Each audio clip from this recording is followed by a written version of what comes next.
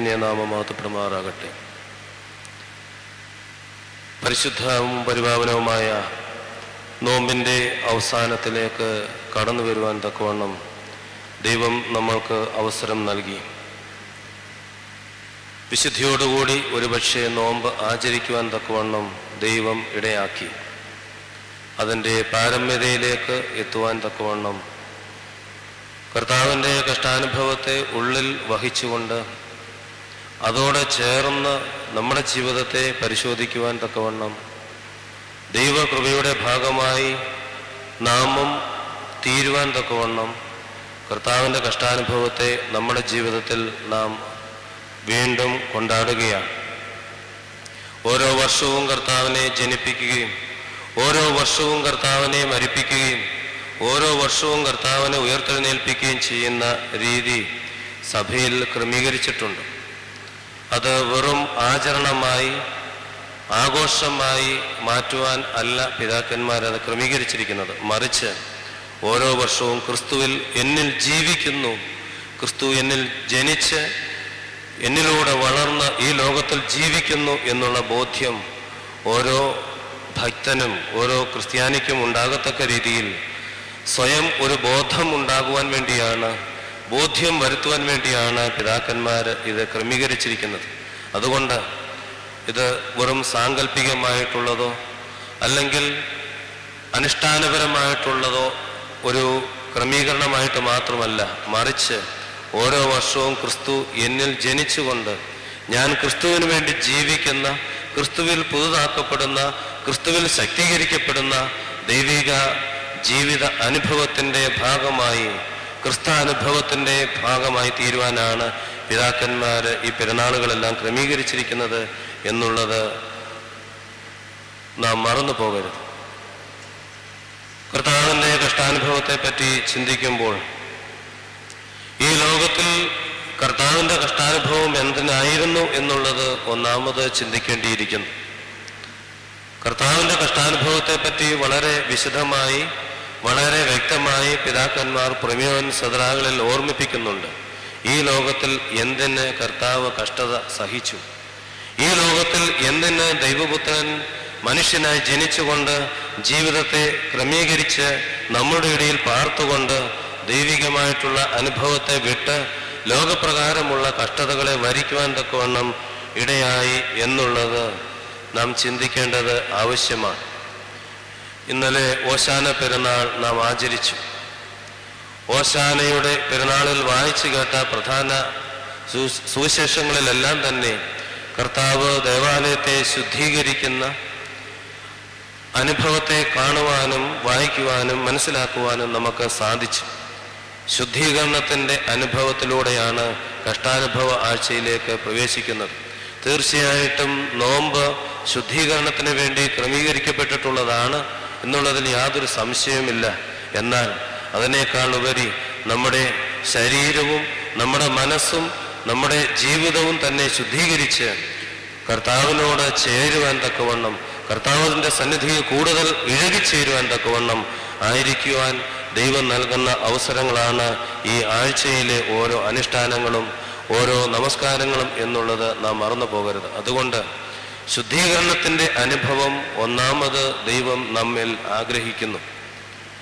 നിങ്ങളോ ഇതിനെ കള്ളന്മാരുടെ ഗുഹയാക്കി കളഞ്ഞിരിക്കുന്നു എന്ന് പറഞ്ഞുകൊണ്ട് ദേവാലയത്തിലേക്ക് കടന്നു ചെന്ന് ദേവാലയത്തിൽ കൊടുക്കൽ വാങ്ങൽ ചെയ്യുന്നവരെ എല്ലാം പുറത്താക്കിക്കൊണ്ട് ശുദ്ധീകരിക്കുന്ന അനുഭവം ഒരുപക്ഷെ ഓശാന പെരുന്നാളിൽ പിതാക്കന്മാര് ചേർത്ത് വായിക്കുവാൻ തക്കവണ്ണം ക്രമീകരിച്ചിരിക്കുന്നത്, ഓശാനയുടെ അനുഭവത്തിൽ പിതാക്കന്മാർ ക്രമീകരിച്ചിരിക്കുന്നത് നമ്മുടെ ജീവിതത്തെ വീണ്ടും പുനഃക്രമീകരണം ചെയ്തുകൊണ്ട് ശുദ്ധീകരണത്തിൻ്റെ പാതയിലൂടെ ദൈവസന്നിധിയിലേക്ക് അടുത്തു വരുവാനുള്ള മുഖാന്തരമാക്കി തീർക്കുവാനാണ്. അതുകൊണ്ട് ദേവാലയത്തെ ശുദ്ധീകരിക്കുന്ന കർത്താവിനെ നമ്മുടെ ജീവിതത്തിൽ കാണുവാൻ തക്കവണ്ണം ഇടയാകണം. ഒരുപക്ഷെ നമ്മുടെ ശരീരമാകുന്ന ദേവാലയത്തിലേക്ക് യേശുക്രിസ്തു കടന്നു വരുമ്പോൾ ഏത് തലത്തിലുള്ള ശുദ്ധീകരണമാണ് എൻ്റെ ജീവിതത്തിൽ ആവശ്യമെന്ന് ചിന്തിക്കേണ്ടിയിരിക്കുന്നു. ഏറ്റവും കൂടുതൽ ആളുകൾ വിശുദ്ധ കുമ്പസാരം നടത്തി കുർബാന അനുഭവിക്കുന്നത് നോമ്പ് കാലയളവിലാണ്. പ്രത്യേകിച്ചും 36-ാം ഞായറാഴ്ച മുതലുള്ള ദിവസങ്ങളിലാണ്. 40-ാം വെള്ളിയാഴ്ചയും ശനിയാഴ്ചയും ഓശാനയുമായിട്ട് കർത്താവിനെ ഉള്ളിൽ സ്വീകരിക്കുന്ന അനുഭവമാണ് ഓരോ കുർബാന അനുഭവവും. യേശുക്രിസ്തുവിനെ എതിരേറ്റുകൊണ്ട് സ്വീകരിച്ച് നമ്മുടെ ഉള്ളിൽ വസിക്കുവാൻ തക്കവണ്ണം ഇടം നൽകുമ്പോൾ, കർത്താവ് എൻ്റെ ഉള്ളിൽ പ്രവേശിക്കുമ്പോൾ ഏത് തലത്തിലുള്ള ശുദ്ധീകരണമാണ്, ഏത് തലത്തിലുള്ള വിശുദ്ധീകരണമാണ് എൻ്റെ ജീവിതത്തിന് ആവശ്യം എന്നുള്ളത് ഒന്നാമത് കർത്താവിൻ്റെ കഷ്ടാനുഭവത്തിലേക്ക് പ്രവേശിക്കുമ്പോൾ നാം ചിന്തിക്കേണ്ടിയിരിക്കുന്നു. കർത്താവിനെ എതിരേൽക്കുന്ന അനേകം ആളുകളെ കാണുവാൻ തക്കവണ്ണം സാധിക്കുന്നുണ്ട്. ലാസറിനെ ഉയർപ്പിച്ചത് കണ്ടതുകൊണ്ട് എതിരേൽക്കുന്ന ജനക്കൂട്ടം, യേശുക്രിസ്തുവിന്റെ എതിരേൽപ്പ് കണ്ടതുകൊണ്ട് അതിനോട് ചേർന്ന് പാടുവാൻ ഒരുപക്ഷെ ഒരു ഘോഷയാത്ര പോകുന്നു എന്നുള്ള ആ ഒരു സന്തോഷത്തോടുകൂടി കൂട്ടുയാത്രക്കാരായി തീരുവാൻ തക്കവണ്ണം കൂടെ ചേരുന്ന ഒരു ജനസമൂഹം അവിടെ ഒരുപക്ഷെ കാണുവാൻ തക്കവണ്ണം സാധിക്കുന്നുണ്ട്. അങ്ങനെയുള്ള ജനസമൂഹത്തെ ദൈവികമായിട്ടുള്ള വിശുദ്ധീകരണത്തിലൂടെ കർത്താവിന്റെ പാതയിലേക്ക് കൊണ്ടുവരുവാൻ തക്കവണ്ണം ഇടയാക്കുന്ന ദൈവത്തിന്റെ എതിരേൽപ്പിനെ നമ്മുടെ ജീവിതത്തിലേക്ക് നാം കൊണ്ടുവരുമ്പോൾ ഏത് തലത്തിൽ ശുദ്ധീകരിക്കപ്പെടുവാൻ എനിക്ക് ആവശ്യമാണ് എന്ന് ഒന്നാമത് ചിന്തിക്കുക. പിതാക്കന്മാർ ക്രമീകരിച്ചിരിക്കുന്ന വിശുദ്ധ സദറ വായനകളിൽ ഒന്നാമത് പറയുന്നത് പാപത്തിന്റെ അശുദ്ധിയിൽ നിന്നുള്ള മോചനം നൽകുവാനാണ് കർത്താവിന്റെ കഷ്ടാനുഭവം ഇടയായിത്തീർന്നത്, അല്ലെങ്കിൽ കർത്താവ് കഷ്ടത വഹിച്ചത് എന്നുള്ളതാണ്. പാപത്തിന്റെ അശുദ്ധിയിൽ നിന്നുള്ള മോചനം, പൈശാചിക ബന്ധനങ്ങളിൽ നിന്നുള്ള മോചനം.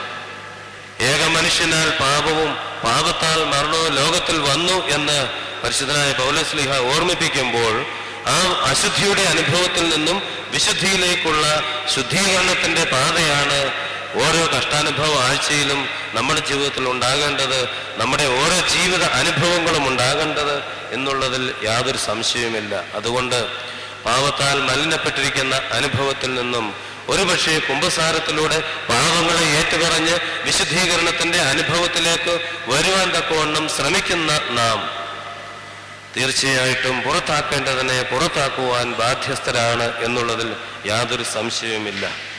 ദൈവത്തിന്റെ കഷ്ടാനുഭവം പാപത്തെ മാറ്റി സൗഖ്യവും ദൈവികമായിട്ടുള്ള അനുഗ്രഹവും നൽകുന്നതാണ് എന്നുള്ളത് നാം മറന്നു പോകരുത്. അതുകൊണ്ട് ജീവിതത്തിൽ പാപത്തിന്റെ അനുഭവത്തിൽ നിന്നും മാറി നിന്നുകൊണ്ട് ദൈവിക ശുശ്രൂഷയുടെ ഭാഗമായി ദൈവം വിളിച്ചു വേർതിരിച്ചിരിക്കുന്ന ആ കർത്തവ്യ ബോധത്തോടുകൂടി ദൈവസന്നിധിയിലേക്ക് കടന്നു വരുവാൻ തക്കവണ്ണം ഒരാഴ്ച ഒരുപക്ഷെ നമ്മുടെ ജീവിതത്തിൽ ഓരോ വർഷവും ലഭിക്കുന്നത് അർത്ഥപൂർണമാക്കി തീർക്കുവാൻ നമുക്ക് ഇടയാകണം.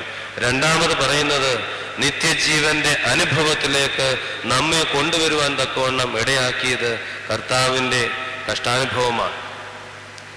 ആദാം മുതൽ യേശുക്രിസ്തു വരെ ജനിച്ച് മരിച്ചിരുന്ന എല്ലാവർക്കും ജീവൻ നൽകിക്കൊണ്ട് പുതിയ ജീവിതത്തിന്റെ അനുഭവം, പുതുജീവന്റെ അനുഭവം ലോകത്തിന് കാഴ്ചവെച്ചത് കർത്താവിന്റെ കഷ്ടാനുഭവത്തിലൂടെയാണ്.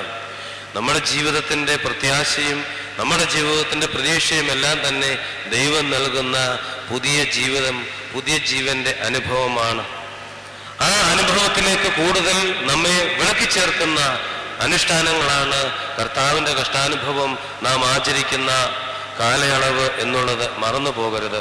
അതുകൊണ്ട് ദൈവസന്നിധിയിൽ പുതിയ ജീവന്റെ, പുതിയ ശക്തിയുടെ, പുതിയ അനുഭവത്തിന്റെ വാഹകരായി ഈ വർഷം മുഴുവൻ ജീവിക്കുവാൻ, ദൈവസന്നിധിയിൽ നമ്മുടെ ജീവിതത്തെ ക്രമീകരിക്കപ്പെടുവാൻ വർഷ ആരംഭത്തിൽ ഒരുപക്ഷെ നമ്മൾ അനുഷ്ഠിക്കുന്ന നോമ്പും കഷ്ട അനുഭവ ആഴ്ചയും കർത്താവിന്റെ പുനരുത്ഥാനത്തിന്റെ ശുശ്രൂഷകളും അനുഭവവും എല്ലാം തന്നെ നമ്മെ സഹായിക്കുവാൻ തക്കവണ്ണം ഇടയാകും. എന്താണ് പുതിയ ജീവൻ? കർത്താവ് നൽകുന്ന ജീവൻ ഈ ലോകത്തിലെ ജീവന്റെ കൂട്ടുള്ള അനുഭവമല്ല, ഈ ലോകത്തിൽ ജനിച്ചിട്ട് മരിക്കുന്ന അനുഭവത്തിലുള്ള ജീവിതമല്ല, മറിച്ച് ദൈവത്തോടു കൂടെ നിത്യമായി വസിക്കുന്ന ദൈവികമായിട്ടുള്ള അനുഭവം. എന്നാണ് നാം ദൈവത്തോടുകൂടി നിത്യമായി വസിക്കുന്നത്? എങ്ങനെയാണ് നാം ദൈവത്തോടുകൂടി നിത്യമായി വസിക്കുന്നത്?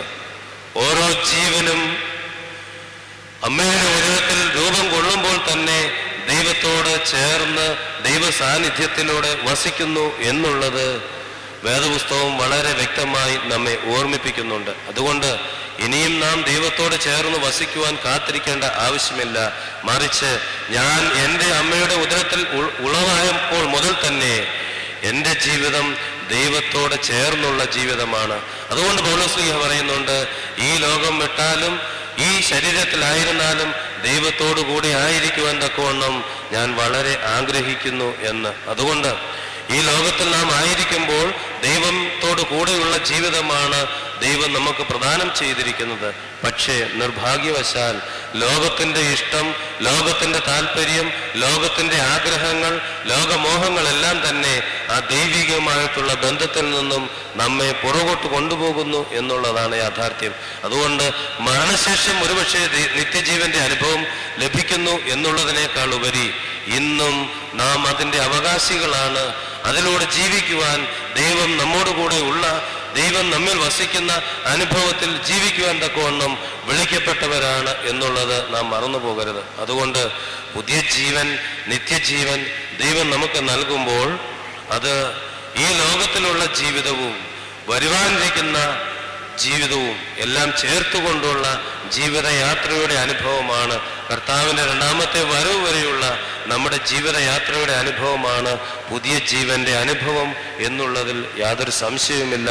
അത് നാം മറന്നു പോകരുത്. അതുകൊണ്ട് കർത്താവിൻ്റെ കഷ്ടാനുഭവം പുതിയ ജീവനെ നൽകുന്ന അനുഭവമായി നമ്മുടെ ജീവിതത്തെ മാറ്റുവാൻ തക്കവണ്ണം ഓരോ വർഷവും പിതാക്കന്മാര് ക്രമീകരിച്ചിരിക്കുന്നു. ഓരോ വർഷവും ആ അനുഷ്ഠാനങ്ങളിലൂടെ കടന്നു പോകുവാൻ തക്കവണ്ണം പിതാക്കന്മാര് നമ്മെ ഓർമ്മിപ്പിക്കുന്നു. മൂന്നാമത്, രക്ഷയുടെ ആയുധമായി കർത്താവിൻ്റെ കഷ്ടാനുഭവം ഈ ലോകത്തിൽ നൽകപ്പെട്ടു എന്നുള്ളത് പിതാക്കന്മാർ ഓർമ്മിപ്പിക്കുന്നു. രക്ഷ ദൈവസന്നിധിയിൽ നിന്ന് ലഭിക്കുന്ന കൃപയുടെ അനുഭവമാണ്, ദൈവത്തിൻ്റെ ദാനമാണ്. കൃപയാലാണ് നാം രക്ഷിക്കപ്പെട്ടത് എന്ന് പരിശുദ്ധനായ പൗലോസ്ലീഹ വളരെ വ്യക്തമായിട്ട് പറയുന്നുണ്ട്. രക്ഷ ദൈവത്തിന്റെ ദാനമാണെങ്കിൽ ആ ദാനത്തിനെ സ്വീകരിക്കുവാൻ തക്കവണ്ണം യോഗ്യമാക്കി തീർത്തത്, നമ്മെ അതിനുവേണ്ടി ഒരുക്കി തീർത്തത് കർത്താവിൻ്റെ കഷ്ടാനുഭവമാണ്.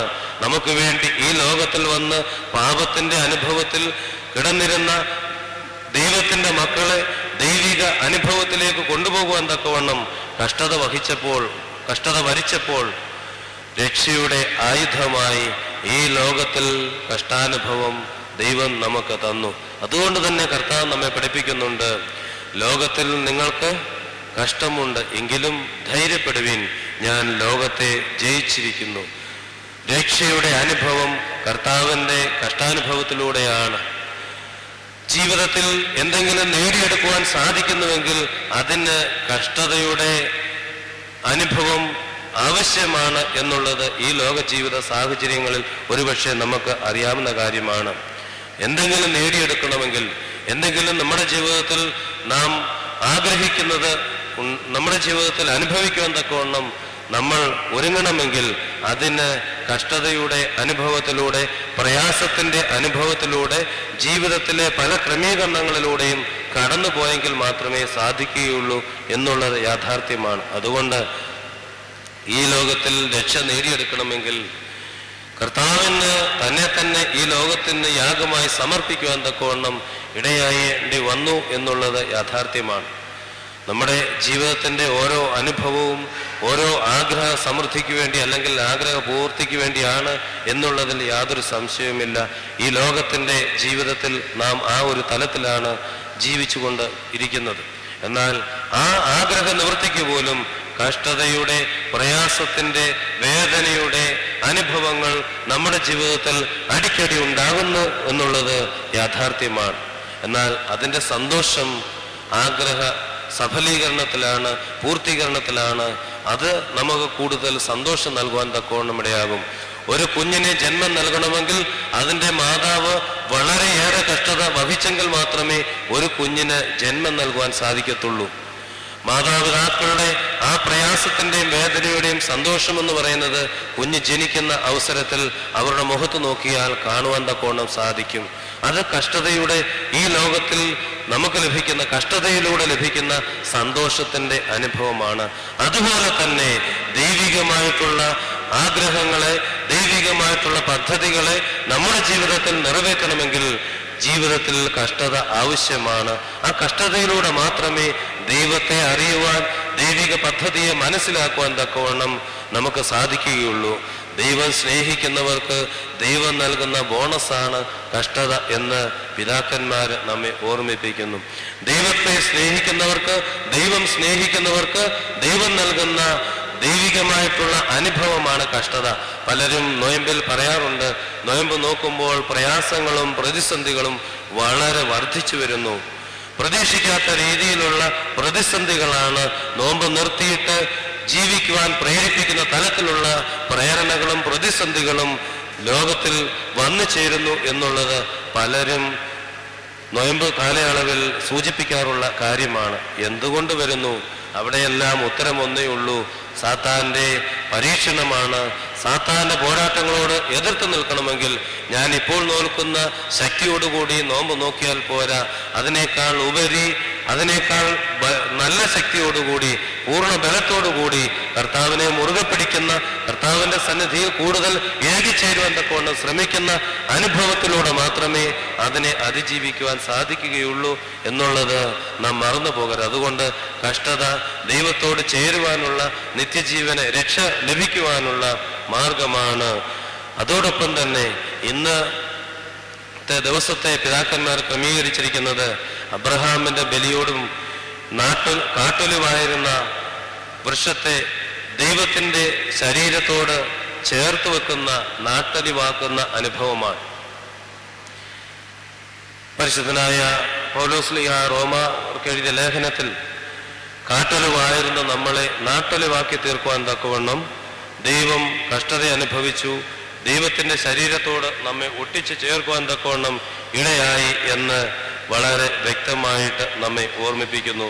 11-ാം അധ്യായം 17-ാം വാക്യത്തിൽ ദൈവത്തിന്റെ സന്നിധിയിൽ ദൈവത്തോട് ചേർന്നിരിക്കുവാൻ, ദൈവത്തോട് ഒട്ടിച്ചേരുവാൻ തക്കവണ്ണം ദൈവം ചേർത്ത് വെക്കുന്ന അനുഭവമാണ് കഷ്ടാനുഭവത്തിന്റെ ആദ്യത്തെ ദിവസം പിതാക്കന്മാരെ ഓർമ്മിപ്പിക്കുന്നത്. കാട്ടൊലിവിന്റെ അനുഭവം പ്രയോജനമില്ലാത്തതും ഗുണമില്ലാത്തതും മറ്റുള്ളവർക്ക് ദോഷം ചെയ്യുന്നതുമായ ജീവിതത്തിന്റെ അനുഭവമാണ്.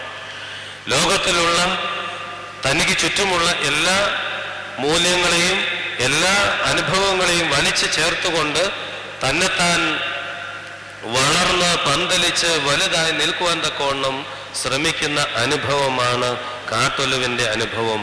എല്ലാ മൂല്യങ്ങളും എല്ലാ സമ്പത്തുകളും, പ്രകൃതിയുടെ എല്ലാ സമ്പത്തുകളെയും ചൂഷണം ചെയ്തുകൊണ്ട് വെള്ളവും വളവും എല്ലാം തന്നെ മറ്റുള്ള വൃക്ഷങ്ങളെക്കാൾ കൂടുതൽ വലിച്ചെടുത്തുകൊണ്ട് തന്നെത്താൻ വളർന്ന് പന്തലിച്ച് നിൽക്കുവാൻ ശ്രമിക്കുന്ന, പ്രയോജനമില്ലാത്ത, മറ്റുള്ളവർക്ക് ദോഷം ചെയ്യുന്ന, മറ്റുള്ളവരെ ജീവിക്കുവാൻ അനുവദിക്കാത്ത അനുഭവമാണ് കാട്ടൊലിവിന്റെ അനുഭവം എന്ന് വിശുദ്ധ വേദപുസ്തകം നമ്മെ ഓർമ്മിപ്പിക്കുന്നു. പ്രയോജനമില്ലാത്ത അനുഭവത്തിൽ നിന്നും നാട്ടൊലിവിന്റെ അനുഭവത്തിലേക്ക് നമ്മെ കൂട്ടിച്ചേർക്കുന്നതാണ് കർത്താവിൻ്റെ കഷ്ടാനുഭവം. കർത്താവ് തന്നെ പഠിപ്പിക്കുന്നുണ്ടല്ലോ, ഞാൻ മുന്തിരിവള്ളിയും നിങ്ങൾ കൊമ്പുകളും ആകുന്നു എന്നുള്ളത്. വിശുദ്ധ യോഹന്നാന്റെ സുവിശേഷത്തിൽ 14-ാം അധ്യായത്തിൽ അത് കാണുവാൻ തക്കവണ്ണം സാധിക്കുന്നുണ്ട്. ഞാൻ മുന്തിരിവള്ളിയും നിങ്ങൾ കൊമ്പുകളുമാകുന്നു. കൊമ്പില്ല, തായ്തടിയില്ലാതെ കൊമ്പുകൾക്ക് നിലനിൽക്കുവാൻ സാധിക്കുകയില്ല എന്ന് പിതാക്കന്മാർ ക്രമീകരിച്ചിരിക്കുന്ന ഇന്നത്തെ ദിവസം ഫലം കായ്ക്കുന്ന നല്ല വൃക്ഷത്തിന്റെ അനുഭവത്തിലേക്ക് തിരിയുവാൻ തക്കവണ്ണം നമ്മെ തിരിച്ചു കൊണ്ടുവരുവാനുള്ള അനുഭവമായിട്ടാണ് പിതാക്കന്മാർ ക്രമീകരിച്ചിരിക്കുന്നത്. ഫലം കായ്ക്കുന്ന നല്ല വൃക്ഷം. 1-ാം സങ്കീർത്തനത്തിൽ വളരെ വ്യക്തമായിട്ട് സങ്കീർത്തനക്കാരൻ പറയുന്നുണ്ട് ഫലം കായ്ക്കുന്ന വൃക്ഷത്തിന്റെ ഗുണങ്ങളെ പറ്റി. നമുക്കെല്ലാവർക്കും അറിയാവുന്നതാണ്. ആറ്റരികത്ത് നട്ടിരിക്കുന്നതും തക്ക കാലത്ത് ഫലം കായ്ക്കുന്നതും ഇല വാടാത്തതുമായ വൃക്ഷം. അവൻ എങ്ങനെയാണ് ജീവിക്കേണ്ടത് എന്നുള്ളത് 1-ാം വാക്യം മുതൽ പറയുന്നുണ്ട്. ദുഷ്ടന്മാരുടെ ആലോചന പ്രകാരം നടക്കരുത്, പാപികളുടെ വഴിയിൽ നിൽക്കരുത്, പരിഹാസികളുടെ ഇരിപ്പിടത്തിൽ ഇരിക്കരുത്. യഹോവയുടെ ന്യായപ്രമാണത്തെ രാപ്പകൽ ധ്യാനിക്കുന്നവനാണ് ഈ അനുഭവത്തിലേക്ക് കടന്നു വരുവാൻ സാധിക്കുന്നത്. അതുകൊണ്ട് പിതാക്കന്മാർ നമ്മെ ഓർമ്മിപ്പിക്കുന്നു, കാട്ടൊലിവിന്റെ അനുഭവത്തിൽ നിന്നും നാട്ടൊലുവിന്റെ അനുഭവത്തിലേക്ക് മാറുവാൻ തക്കവണ്ണം കർത്താവിന്റെ കഷ്ടാനുഭവം നമ്മെ സഹായിക്കുന്നു. കാട്ടൊലുവിന്റെ അനുഭവം ഞാൻ സൂചിപ്പിക്കുകയുണ്ടായി. ലോകത്തിലുള്ളതെല്ലാം തന്നെ സ്വന്തമാക്കി വലിച്ചെടുത്തുകൊണ്ട്, ലോകത്തിലുള്ളതെല്ലാം തന്നെ എനിക്ക് വേണമെന്ന് ചിന്തിച്ചുകൊണ്ട് അതിനെ മുഴുവൻ സ്വരുക്കൂട്ടി വെക്കുവാൻ തക്കവണ്ണം ഇടയാകുന്ന ജീവിത സാഹചര്യം. കാട്ടൊലുവിന്റെ ഒരു പ്രത്യേകത അതാണ്. മറ്റുള്ളവരെ പറ്റി കരുതലില്ലാതെ മറ്റുള്ളവർക്ക് ആവശ്യമായുള്ളതും കൂടി എടുത്ത് സ്വന്തം ആവശ്യത്തിന് വേണ്ടി ഉപയോഗിക്കുവാൻ തക്കവണ്ണം ഇടയാകുന്ന അനുഭവം.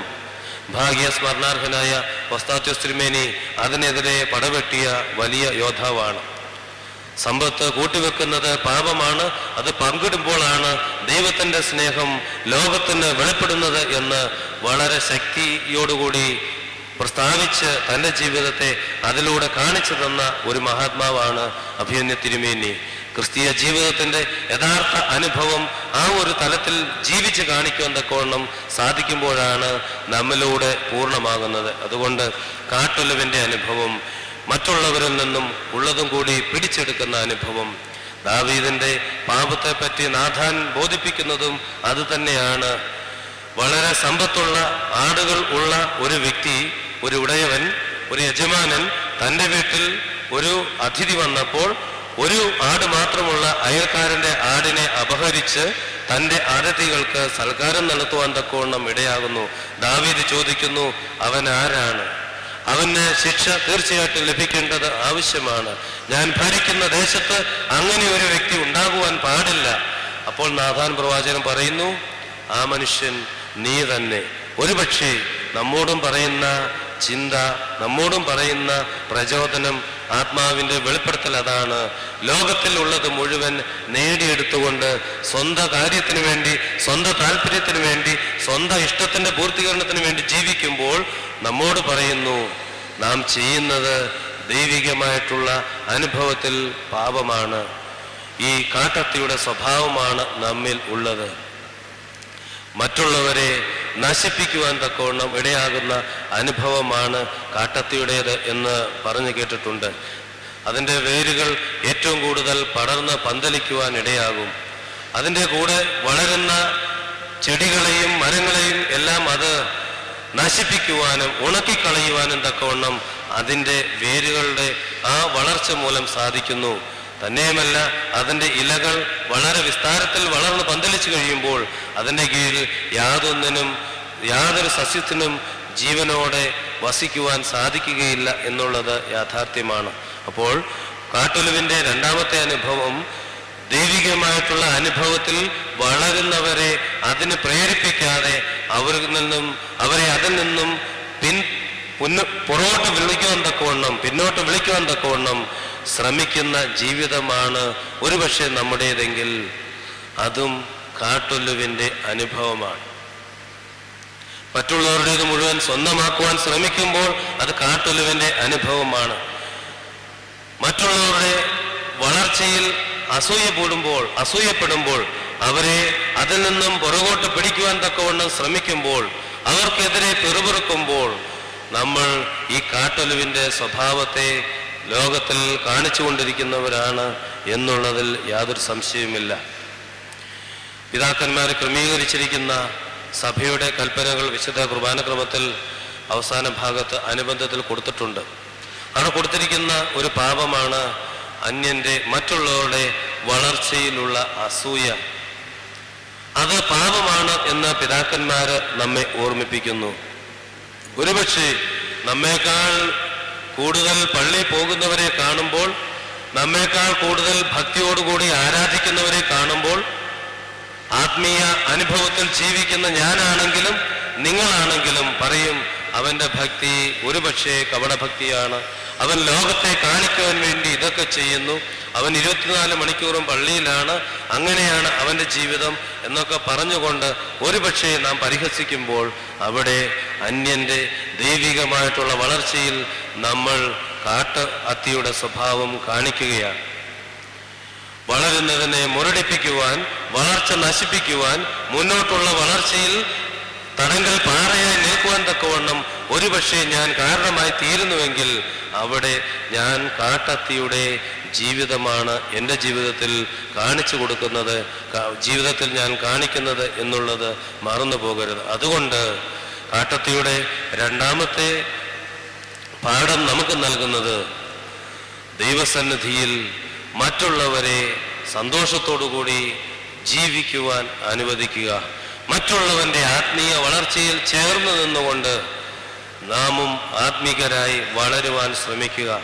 പരിശുദ്ധനായ പരിമല തിരുമേനി ആ ഒരു അനുഭവത്തിൽ ജീവിച്ചതുകൊണ്ടാണ് കുറച്ചെങ്കിലും ആത്മീകമായ അനുഭവം ഇവിടെ വരുമ്പോൾ നമ്മൾക്ക് ഉൾക്കൊള്ളുവാൻ തക്കവണ്ണം സാധിക്കുന്നത്. ഒരുപക്ഷെ ഇന്നത്തെ ലോകത്തായിരുന്നെങ്കിൽ പരിശുദ്ധ പരിമല തിരുമേനിയുടെ വളർച്ച പണ്ടേ മുരടിച്ചേനയും എന്നുള്ളതിൽ യാതൊരു സംശയവുമില്ല. സമസ്ഥാനികളാണെങ്കിലും മറ്റുള്ളവരാണെങ്കിലും അതിന് പ്രേരിപ്പിക്കാത്ത തലത്തിൽ പുറകോട്ട് പിടിക്കുന്ന അനുഭവം ഒരുപക്ഷെ ഉണ്ടായേനെ. അന്നത്തെ കാലത്ത് ആ ഒരു അനുഭവത്തിൽ വളരുവാൻ തക്കവണ്ണം സാധിച്ചത് ദൈവിക കൃപയിൽ വളരുന്നവരെ പ്രോത്സാഹിപ്പിക്കുന്ന നേതൃത്വവും അതിന് പിന്തുണ നൽകുന്ന ദൈവിക ജനങ്ങളും ഉണ്ടായിരുന്നു എന്നുള്ളത് കൊണ്ടാണ്, ദൈവത്തിൻ്റെ ജനവും ഉണ്ടായിരുന്നു എന്നുള്ളത് കൊണ്ടാണ്. അതുകൊണ്ട് ഇന്നും ദൈവത്തിൻ്റെ ആത്മീകത, ദൈവികമായിട്ടുള്ള അനുഭവത്തെ നമ്മുടെ ജീവിതത്തിൽ സ്വാംശീകരിക്കുവാൻ നമുക്ക് സാധിക്കുന്നു. നാട്ടൊലിവിൻ്റെ അനുഭവം ജീവിതത്തിൽ കാണിച്ചു കൊടുക്കുവാൻ അതുമൂലം ഇടയാകുന്നു. മറ്റുള്ളവരുടെ ആത്മീക വളർച്ചയിൽ, മറ്റുള്ളവരുടെ ജീവിതത്തിലുള്ള ഉയർച്ചയിൽ ഞാൻ തടസ്സമായി നിൽക്കുകയാണെങ്കിൽ, മറ്റുള്ളവരുടെ ജീവിതത്തിലുള്ള നന്മയുടെ അനുഭവത്തെ, സന്തോഷത്തിൻ്റെ അനുഭവത്തെ എനിക്ക് ദുഃഖം നൽകുന്ന അനുഭവമാക്കി ഞാൻ തീർക്കുകയാണെങ്കിൽ, മറ്റുള്ളവരുടെ വളർച്ചയിൽ ദുഃഖം തോന്നുന്ന അനുഭവമാണെങ്കിൽ അവിടെ നാട്ടൊലിവിൻ്റെ അനുഭവമല്ല, കാട്ടൊലിവിൻ്റെ അനുഭവമാണ് എൻ്റെ ജീവിതത്തിൽ ഉണ്ടാകുന്നത് എന്നുള്ളത് മറന്നു പോകരുത്. അതുകൊണ്ട് കാട്ടത്തിയുടെ അനുഭവം മറ്റുള്ളവരുടേത് കൂടി പിടിച്ചു പറിച്ച് സ്വന്തമായി ജീവിക്കുവാനും വളരുവാനും ശ്രമിക്കുന്ന അനുഭവമാണ്. മറ്റുള്ളവരുടെ വളർച്ചയെ തടസ്സപ്പെടുത്തുവാൻ തക്കവണ്ണം തടങ്കൽ പാറയായി നിൽക്കുന്ന സാഹചര്യമാണ് കാട്ടൊലിവിൻ്റെ അനുഭവം. നമ്മുടെ ജീവിതത്തെ ഒന്ന് പരിശോധിക്കുവാൻ, ഇതിനെ മാറ്റുവാനാണ് എൻ്റെ ദൈവം എനിക്ക് വേണ്ടി കാൽവറിയിൽ യാഗമായി തീർന്നത് എന്നുള്ള ബോധ്യത്തോടുകൂടി കഷ്ടതയുടെ അനുഭവത്തെ നമ്മുടെ ജീവിതത്തിൽ കൊണ്ടുവരുവാൻ നമുക്ക് സാധിക്കുമ്പോൾ ഈ വർഷത്തെ ജീവിത അനുഭവം, ക്രിസ്താനുഭവം കൂടുതൽ അനുഗ്രഹകരമായി തീർന്നു. വർഷാവസാനം വരെയും നമ്മുടെ ജീവിതത്തെ കൂടുതൽ ശക്തിയുള്ളതാക്കി തീർക്കുവാൻ, പ്രതിസന്ധികളെ അതിജീവിക്കുവാനുള്ള പ്രചോദനം നൽകുന്നതായി തീരുവാൻ തക്കവണ്ണം ഇടയാകും എന്നുള്ളതിൽ യാതൊരു സംശയവുമില്ല. അതിനെ നാട്ടത്തിയാക്കി തീർക്കുവാൻ, നല്ല ഫലം കായ്ക്കുന്ന വൃക്ഷമാക്കി തീർക്കുവാനാണ് കർത്താവ് കാൽവറിയിൽ നമുക്ക് വേണ്ടി യാഗമായത്. കാട്ടത്തിയെ നാട്ടത്തിയാക്കി മാറ്റണമെങ്കിൽ വളരെ പ്രോസസ്സിങ് ആവശ്യമാണ് എന്ന് പരിശുദ്ധനായ പൗലോസ്ലീഹ പറയുന്നു. ഒട്ടിച്ചേർക്കുന്ന അനുഭവം ആണ് അവിടെ പൗലോസ്ലീഹ പറയുന്നത്. സാധാരണ ഭാഷയിൽ അതിന് നമ്മൾ ബഡ്ഡിങ് എന്ന് പറയും. ഒട്ടിച്ചേർക്കുന്ന അനുഭവം, നല്ലതിനെ ഒരുമിച്ച് കൊണ്ടുവരുവാൻ തക്കവണ്ണം കാട്ടൊലിവായിരുന്ന നമ്മളെ നാട്ടൊലിവാക്കി തീർത്ത് അതിനോട് ചേർക്കുവാൻ തക്കവണ്ണം ഇടയാകുന്ന അനുഭവം. ഒരു വസ്തു വേറൊരു വസ്തുവിനോട് ഒട്ടിച്ചേരണമെങ്കിൽ അതിൻ്റെ പ്രതലം തുല്യ അനുഭവത്തിലുള്ളതായിരിക്കണം. അതിൻ്റെ പ്രതലം ഒരേ അനുഭവത്തിലുള്ള, ഒരുമിച്ച് ചേരുവാൻ പാകത്തിലുള്ളതാണെങ്കിൽ മാത്രമേ അത് ഒരുമിച്ച് ചേരുവാൻ തക്കവണ്ണം സാധിക്കത്തുള്ളൂ. എൻ്റെ അനുഭവവും ദൈവികമായിട്ടുള്ള എൻ്റെ ജീവിത രീതിയും ഒരുമിച്ച് വരുമ്പോൾ മാത്രമേ എൻ്റെ ആത്മീക വളർച്ചയെ കൂടുതൽ ഒട്ടിച്ചേരുന്നതായി, ക്രിസ്തുവിനോട് ചേരുന്നതായി കാണുവാൻ തക്കവണ്ണം സാധിക്കുകയുള്ളൂ. കാട്ടൊലിവായ നമ്മളെ നാട്ടൊലിവായ ക്രിസ്തുവിനോട് ഒട്ടിച്ചേർത്തിരിക്കുന്നത് ഫലം കായ്ക്കുവാനാണ്. അങ്ങനെയെങ്കിൽ ഒരേ അനുഭവത്തിൽ ഒരേ പ്രതലത്തിൻ്റെ സ്വഭാവമുള്ളവരായി നമ്മൾ മാറുമ്പോൾ മാത്രമേ ക്രിസ്തുവിനോട് ഒട്ടിച്ചേർക്കുവാൻ സാധിക്കുകയുള്ളൂ. പൗലോസ്ലീഹ പറയുന്നുണ്ട്, ഞാൻ ക്രിസ്തുവിൻ്റെ അനുകാരിയായതുപോലെ നിങ്ങളും എൻ്റെ അനുകാരികളാവീൻ. ക്രിസ്തുവിൻ്റെ സ്വഭാവം നിങ്ങളിൽ വളരണം. ക്രിസ്തുവിൻ്റെ സ്വഭാവം എന്നിൽ വളരുമ്പോൾ മാത്രമേ എനിക്ക് ക്രിസ്തുവിനോട് ചേർന്ന് നിൽക്കുവാൻ, ഒട്ടിച്ചേരുവാൻ സാധിക്കുകയുള്ളൂ. അങ്ങനെയെങ്കിൽ മാത്രമേ എൻ്റെ കാട്ടത്തിയുടെ സ്വഭാവം മാറ്റി നന്മയുടെ അനുഭവത്തിൽ നല്ല അത്തിയുടെ സ്വഭാവത്തിലേക്ക് മാറുവാൻ തക്കവണ്ണം സാധിക്കുകയുള്ളൂ. അതുകൊണ്ട് ഒരുമിച്ച് ചേരുമ്പോൾ അവിടെ ഒരേ തലത്തിലുള്ള അനുഭവത്തിൽ കടന്നു വരുവാൻ തക്കവണ്ണം സാധിക്കണം. ഒരേ തലത്തിലുള്ള അനുഭവത്തിൽ നാം കടന്നു വരണമെങ്കിൽ അവിടെ ചേർക്കലുകളും കുറയ്ക്കലുകളും ആവശ്യമാണ്. കൂട്ടിച്ചേർക്കുവാനും മുറിച്ചു കളയുവാനും സാധിക്കുമ്പോൾ മാത്രമേ ഒരേ അളവിൽ നമ്മൾക്ക് ചേരുവാൻ സാധിക്കുകയുള്ളൂ. ഒരു തുണി ഒരുമിച്ച് ചേർത്ത് തയ്ക്കണമെങ്കിൽ ഒരേ അളവിൽ വെട്ടിയെടുത്തെങ്കിൽ മാത്രമേ സാധിക്കുകയുള്ളൂ. ആ അളവിൽ വെട്ടാതെ ക്രമീകൃതമല്ലാത്ത രീതിയിൽ തയ്ച്ച് ചേർക്കുവാൻ തക്കവണ്ണം ശ്രമിച്ചു കഴിഞ്ഞാൽ അത് പരാജയത്തിന്റെ അനുഭവത്തിലേക്ക് മാറും. അവിടെ കൂട്ടിച്ചേർക്കലുകളും കുറയ്ക്കലുകളും ആവശ്യമാണ്, മുറിച്ചു മാറ്റലുകളും ആവശ്യമാണ്. ക്രിസ്തുവിനോട് ചേരണമെങ്കിൽ പലതും നമ്മിൽ കൂട്ടിച്ചേർക്കുവാൻ തക്കവണ്ണം ദൈവം ആഗ്രഹിക്കുന്നുണ്ട്. പലതും നമ്മിൽ നിന്നും മാറ്റപ്പെടുവാൻ തക്കവണ്ണം ദൈവം ആഗ്രഹിക്കുന്നുണ്ട്. അതിനുവേണ്ടിയാണ് കഷ്ടത തരുന്നത്. കൂട്ടിച്ചേർക്കുമ്പോഴും കഷ്ടത ആവശ്യമാണ്, മുറിച്ചു മാറ്റുമ്പോഴും കഷ്ടത ആവശ്യമാണ്. നമ്മുടെ സന്തോഷത്തിന് വേദന നൽകുന്നതായിരിക്കും മുറിച്ചു മാറ്റുന്ന അനുഭവം. ഈ ലോകത്തിന്റെ ആഗ്രഹങ്ങൾക്ക് വിഭിന്നമായി ക്രിസ്തീയ അനുഭവത്തിലേക്ക് കടന്നു വരുവാൻ സാധിക്കുമ്പോൾ പലതിനെയും വേണമെന്നും പലതിനോടും വേണ്ട എന്നും പറയുവാൻ നമുക്ക് സാധിക്കുന്നത് കൂട്ടിച്ചേർക്കലിൻ്റെയും കുറയ്ക്കലിൻ്റെയും അനുഭവമാണ്. ഇന്നത്തെ സമൂഹത്തിൽ നമുക്ക് സാധിക്കാത്തതും അതാണ്. പലതും വേണ്ട എന്ന് പറയുവാൻ, പലതും വേണമെന്ന് പറയുവാൻ നാം താല്പര്യപ്പെടാറില്ല, പ്രോത്സാഹിപ്പിക്കാറില്ല. രണ്ടും ചേർന്ന അനുഭവത്തിലൂടെ വേണമെങ്കിൽ വേണം, വേണ്ട എങ്കിൽ വേണ്ട എന്നുള്ള അനുഭവത്തിലൂടെ കടന്നു പോകുവാൻ ശ്രമിക്കുന്നവരാണ് ഒരുപക്ഷെ ഇന്നത്തെ കാലഘട്ടത്തിൽ നാം. അതിൻ്റെ അനുഭവം ഇന്നത്തെ തലമുറകളിൽ വളരെ വ്യക്തമായി കണ്ടുവരുന്നു എന്നുള്ളതും യാഥാർത്ഥ്യമാണ്. നോമ്പ് പലതിനോടും വേണ്ട എന്ന് പറയുവാനും പലതിനെ നേടിയെടുക്കുവാനുമുള്ള അവസരമാണ്. ഒരുപക്ഷെ നോമ്പിന്റെ ആരംഭത്തിൽ അച്ഛന്മാര് പറയാറുണ്ട്, ഇന്നതൊന്നും കഴിക്കരുത്, ഇന്നതൊന്നും ചെയ്യരുത്, ഈ രീതിയിൽ ജീവിക്കണമെന്ന്. പലതും വേണ്ട എന്ന് വെക്കുവാൻ തക്കവണ്ണം. ഒരുപക്ഷെ അതോടൊപ്പം തന്നെ പലതും ചേർക്കേണ്ടതുമുണ്ട് എന്നുള്ളത് ഒരുപക്ഷെ നാം ബോധപൂർവം മറന്നുപോകുന്നു. നിരന്തരമായ പ്രാർത്ഥന, ദൈവികമായിട്ടുള്ള ധ്യാനം, നമ്മുടെ ജീവിതത്തിൽ ദൈവകൃപകൾക്ക് വേണ്ടി മുറുകെ പിടിച്ചുകൊണ്ട് മുന്നോട്ട് പോകുവാനുള്ള ജീവിത ക്രമീകരണം, ഇതെല്ലാം ഒരുപക്ഷെ ചേർക്കുവാനുള്ളതാണ് പലതും ഉപേക്ഷിക്കുമ്പോൾ. പക്ഷേ ഇന്നത്തെ കാലഘട്ടത്തിൽ നമ്മൾക്ക് വേണ്ടതിനെ ഉൾക്കൊള്ളുവാനും വേണ്ടാത്തതിനെ തള്ളിക്കളയുവാനും സാധിക്കുന്നില്ല. മറിച്ച് വേണ്ടാത്തത് പലതും നമ്മുടെ അലങ്കാരമായി, നമ്മളുടെ വളരെ ഉയർച്ചയുടെ ഭാഗമായി എടുത്തു കാണിക്കുവാൻ തക്കവണ്ണം സാധിക്കുന്ന, ഇടയാകുന്ന ഒരു ജീവിത അനുഭവമാണ് ഇന്ന് നമ്മുടെ ജീവിതത്തിൽ ഒരുപക്ഷെ ഇന്നത്തെ ലോകത്തിൽ കണ്ടുവരുന്നത്. നഴ്സിംഗ് കോളേജിലെ കുട്ടികൾ നടത്തിയ ഒരു പഠനത്തിൽ ഹൈസ്കൂൾ കുട്ടികളിൽ 12 വയസ്സ് മുതലുള്ള കുട്ടികൾ കേരളത്തിലെ ആലപ്പുഴ ജില്ലയിൽ മദ്യപാനത്തിൻ്റെ ആരംഭം കുറിക്കുന്നു 12ാമത്തെ വയസ്സിൽ എന്ന് കാണുകയുണ്ടായി. അതിൽ 12% ആൺകുട്ടികളും 3.7% പെൺകുട്ടികളും ഉണ്ട് എന്നുള്ളത് കുട്ടികളുടെ ഇടയിൽ നിന്നും ലഭിച്ച ഉത്തരമാണ്. ആ കുട്ടികളെ തന്നെ പഠന വിധേയമാക്കിയപ്പോൾ എന്തുകൊണ്ട് ഇങ്ങനെയുള്ള സാഹചര്യം ഉണ്ടാകുന്നു? ജീവിതത്തിൽ പലതിനെയും വേണ്ട എന്ന് പറയുവാൻ പഠിപ്പിക്കുമ്പോൾ, സഭ പഠിപ്പിക്കുമ്പോൾ, കുഴപ്പമില്ല മക്കളെ, നിങ്ങൾ ഇത് കഴിച്ചോ, നീ കുട്ടിയല്ലേ എന്ന് പറയും. കുറച്ച് കഴിയുമ്പോൾ കുഞ്ഞും വിചാരിക്കും ഇത് കഴിച്ചാൽ എനിക്ക് യാതൊരു കുഴപ്പവുമില്ല.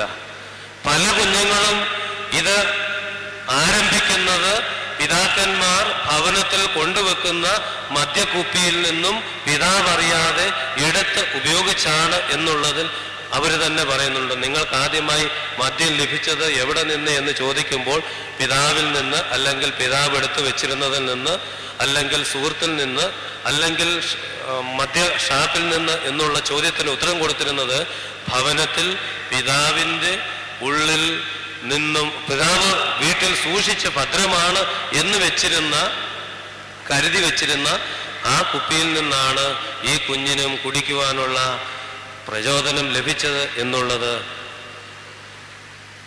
പറയുവാൻ തക്കവണ്ണം കുട്ടികൾ തന്നെ തുറന്ന് സമ്മതിക്കുന്ന അനുഭവം ഉണ്ടായി. എന്തുകൊണ്ടുണ്ടാകുന്നു? പലതിനെയും വേണ്ട. കഴിഞ്ഞിടയ്ക്ക് ഒരു വീട്ടിൽ ചെന്നപ്പോൾ അവിടെ പിള്ളേർ മക്കളെ വഴക്ക് പറയുകയാണ്. കൊച്ചു കുഞ്ഞുങ്ങളാണ്, 1-ാം ക്ലാസ്സിലും UKG-ക്കും പഠിക്കുന്ന കുഞ്ഞുങ്ങൾ, UKG-യിലും 2-ാം ക്ലാസ്സിലും പഠിക്കുന്ന കുഞ്ഞുങ്ങൾ. വഴക്കിൻ്റെ കാരണം ഇതാണ്: പിതാവ് വാങ്ങിച്ചുകൊണ്ട് പാത്തു വെച്ചിരുന്ന മദ്യക്കുപ്പി പിള്ളേരെടുത്ത് കമത്തിക്കളഞ്ഞു, അപ്പൻ ഇത് കുടിക്കണ്ട എന്ന് പറഞ്ഞു. അതിനുള്ള പ്രശ്നമാണ് വീട്ടിൽ നടന്നുകൊണ്ടിരിക്കുന്നത്. അങ്ങനെയുള്ള കുഞ്ഞുങ്ങളുമുണ്ട്. പക്ഷേ 6 വയസ്സായതുകൊണ്ടോ 7 വയസ്സായതുകൊണ്ടോ അവരെടുത്ത് കളഞ്ഞു. ഒരു 12 വയസ്സാകുമ്പോൾ അവൻ വിചാരിക്കും ഇതെനിക്ക് കുടിക്കാമെന്ന്. കഴിഞ്ഞിടയ്ക്ക് ഒരച്ഛൻ പറയുന്നത് കേട്ടു, ഒരു കുഞ്ഞ് ഡെറ്റോൾ കുപ്പി എടുത്തുകൊണ്ട് ഓടുന്നു, അമ്മ പുറകെ ഓടുന്നു, മോനെ അത് കുടിക്കരുത്, മരിച്ചു പോകുമെന്ന്. കുഞ്ഞ് പറയുന്നുണ്ട്, പപ്പ കുടിക്കുന്ന ഈ വെള്ളം എനിക്കും കുടിക്കണം. ഡെറ്റോൾ ആണോ കുടിക്കുന്നത് മറ്റേതാണോ കുടിക്കുന്നതെന്ന് കുഞ്ഞിനറിയത്തില്ല. രണ്ടിൻ്റെയും കളറ് ഒന്നാണെന്ന് കുഞ്ഞിനറിയാം. ഇങ്ങനെയുള്ള ഭവനത്തിൽ പലതും വേണ്ട എന്ന് വെക്കുവാനും പലതിനെയും സ്വീകരിക്കുവാനും നാം മടിക്കുമ്പോൾ നമ്മുടെ അടുത്ത തലമുറ വേണ്ടാത്തതിനെ സ്വീകരിക്കുകയും വേണ്ടതിനെ തള്ളുകയും ചെയ്യും. പ്രായമായി കഴിയുമ്പോൾ നമ്മൾ വേണ്ടാതാകും, നമ്മളെ തള്ളിക്കളയും. വേണ്ടാത്ത ശീലങ്ങളെല്ലാം അവരുടെ ഭവനത്തിൽ ഉണ്ടാവുകയും ചെയ്യും. അതുകൊണ്ട് നോമ്പിൽ കാട്ടൊലിവായിരുന്ന നാം നാട്ടൊലിവായി തീരണമെങ്കിൽ പലതും കുറയ്ക്കുവാനും പലതും കൂട്ടുവാനും ബാധ്യസ്ഥരാണ്.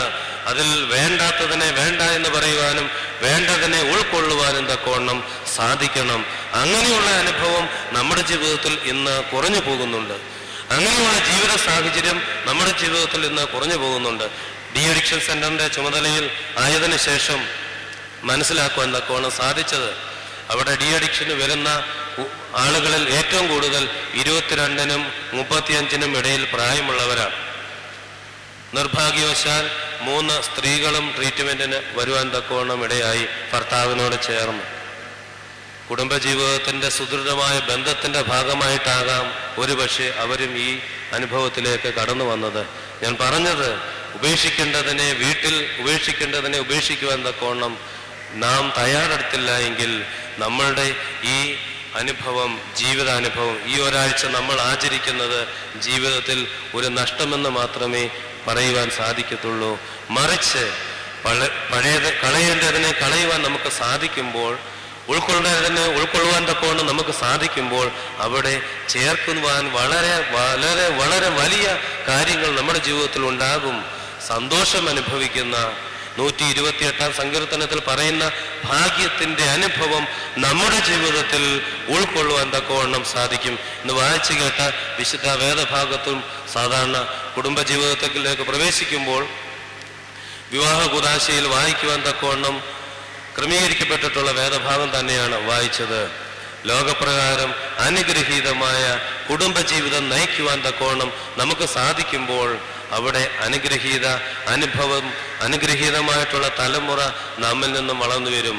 ഒരുപക്ഷെ ഇന്നത്തെ തലമുറ 12-ാമത്തെ വയസ്സിൽ കുടി ആരംഭിക്കുന്നുവെങ്കിൽ അവരുടെ കുഞ്ഞുങ്ങൾ രക്തത്തിൽ ആൽക്കഹോളിന്റെ അംശം കൂടുതലുള്ളവരായി പിറന്നു വീഴും. ജനിച്ച് വീഴുമ്പോൾ തന്നെ ഒരുപക്ഷെ നമ്മൾ ഡ്രോപ്പായിട്ട് അവർക്ക് മദ്യം കൊടുക്കേണ്ടതായിട്ട് വരും. അതിൽ യാതൊരു സംശയവുമില്ല. കഴിഞ്ഞിടയ്ക്ക് പത്രത്തിൽ കണ്ടു, വികസ്വര രാജ്യത്തിലെ ഒരു സ്ത്രീ പ്രസവിച്ച കുഞ്ഞിൻ്റെ ശരീരത്തിലെ ആൽക്കഹോളിൽ കണ്ടന്റ് വളരെ കൂടുതലാണ് എന്ന്. അങ്ങനെയെങ്കിൽ വരുന്ന തലമുറയുടെ ജീവിതം എങ്ങനെയായി തീരും എന്നുള്ളത് നാം ചിന്തിക്കേണ്ടിയിരിക്കുന്നു. ജനിതക വൈകല്യങ്ങളോടുകൂടി ജനിക്കുന്ന കുഞ്ഞുങ്ങൾ, സ്വന്തമായി വ്യക്തിത്വമില്ലാതെ ജീവിക്കുവാൻ തക്കവണ്ണം ഇടയാകുന്ന കുഞ്ഞുങ്ങൾ, അതായിരിക്കും ഒരുപക്ഷെ കേരളത്തിൽ ഇനിയും വരുവാനിരിക്കുന്ന തലമുറ ഈ രീതിയിലുള്ള പോക്ക് പോവുകയാണെങ്കിൽ. അതുകൊണ്ട് സഭ പറയുന്നു, കാട്ടൊലിവായ നിന്നെ നാട്ടൊലിവാക്കി തീർക്കുവാൻ യഹോവ കർത്താവ് തൻ്റെ കഷ്ടാനുഭവത്തിലൂടെ നമ്മെ ഇടയാക്കി തീർക്കുന്നു.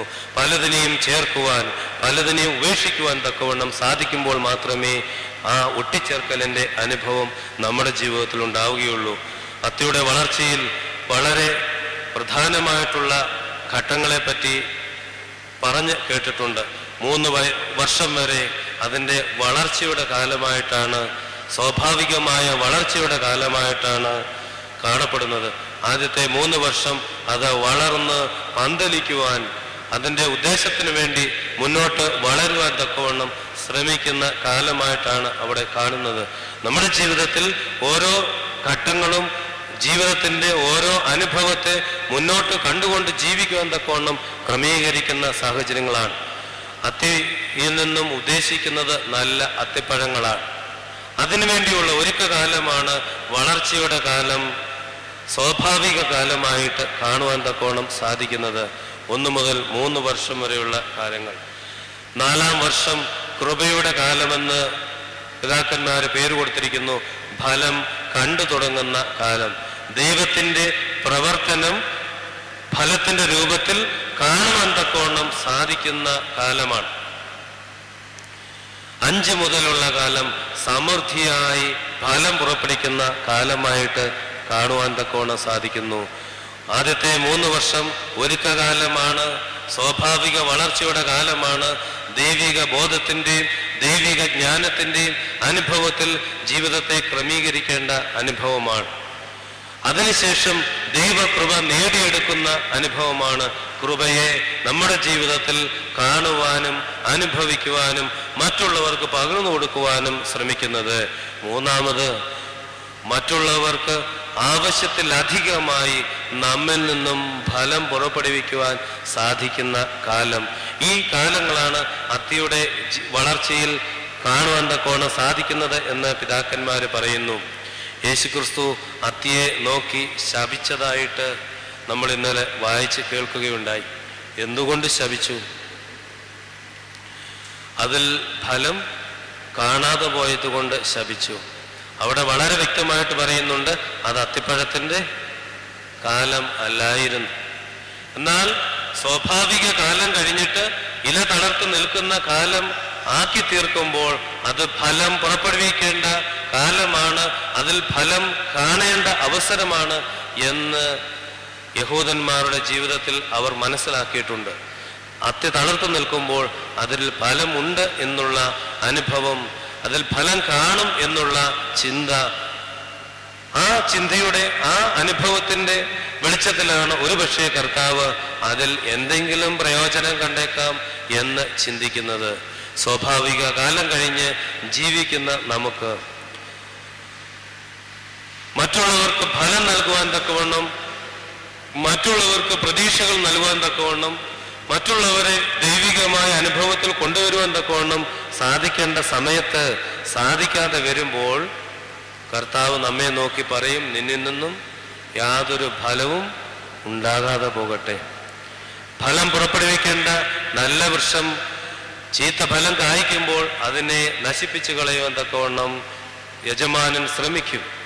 എന്നാൽ അവിടെ സംരക്ഷിക്കപ്പെടേണ്ട സാഹചര്യത്തെ പറ്റിയും കർത്താവ് വളരെ വ്യക്തമായിട്ട് പറയുന്നുണ്ട്. കുറച്ചുനാൾ കൂടി നിന്നു കഴിഞ്ഞാൽ ഒരുപക്ഷെ അതിൽ ഫലം കണ്ടേക്കാം. അതുകൊണ്ടാണ് ഒരുപക്ഷെ ഇന്നും നാം ജീവിച്ചുകൊണ്ടിരിക്കുന്നത്. ഇന്നലെ ഒരു മരണവീട്ടിൽ പോകുവാൻ തക്കവണ്ണം സാധിച്ചു എൻ്റെ ഇടവകയിൽ. അവിടെ സംസാരിച്ചപ്പോൾ പറഞ്ഞത്, ഇതിനേക്കാൾ സീരിയസ് ആയിട്ട് ഇപ്പം മരിക്കുമെന്ന് പറഞ്ഞ തൊട്ടടുത്ത വീട്ടിലെ ഒരു മാതാവ് ഇപ്പോൾ ആരോഗ്യത്തോടു കൂടി തിരിച്ചു വന്നു. അന്ന് വരെയും ആരോഗ്യത്തോടു കൂടി നടന്ന ഈ അപ്പച്ചൻ ഒരു ദിവസം ആശുപത്രി കിടന്നു, മരിച്ചുപോയി. എന്തൊരു വിരോധാഭാസമാണ് ഇത് എന്ന് കുഞ്ഞുങ്ങൾ ചോദിക്കുന്നതായിട്ട് കേൾക്കുവാൻ തക്കവണ്ണം ഇടയായി. മരിക്കുമെന്ന് പ്രതീക്ഷിച്ച വ്യക്തി മരിച്ചില്ല, ജീവിച്ച് ഇതുപോലെ ആരോഗ്യത്തോടെ ഇരിക്കുമെന്ന് പ്രതീക്ഷിച്ച വ്യക്തി പിറ്റേ ദിവസമായപ്പോൾ മരണത്തെ പോകി ദൈവസന്നിധിയിലേക്ക് യാത്രയായി. അതുകൊണ്ട് ഫലം പുറപ്പെടുവിക്കുവാൻ ഒരുപക്ഷെ ദൈവം നമ്മെ കാത്തു വെച്ചിരിക്കുന്നത് ഫലം പുറപ്പെടുവിക്കും എന്നുള്ള ചിന്തയിലാണെങ്കിൽ, ഞാൻ നാളെയും ഇങ്ങനെയൊക്കെ ജീവിക്കുമെന്ന് ചിന്തിക്കുകയാണെങ്കിൽ അത് ഒരുപക്ഷെ മൗഢ്യമായി നമ്മുടെ ജീവിതത്തിൽ അനുഭവപ്പെടുവാൻ തക്കവണ്ണം സാധ്യതയുണ്ട്. ആരോഗ്യത്തോടെ ഇരിക്കുമ്പോൾ ഒരുപക്ഷെ ഈ ലോകത്തിൽ നിന്നും മാറ്റപ്പെടുവാൻ സാധിക്കും.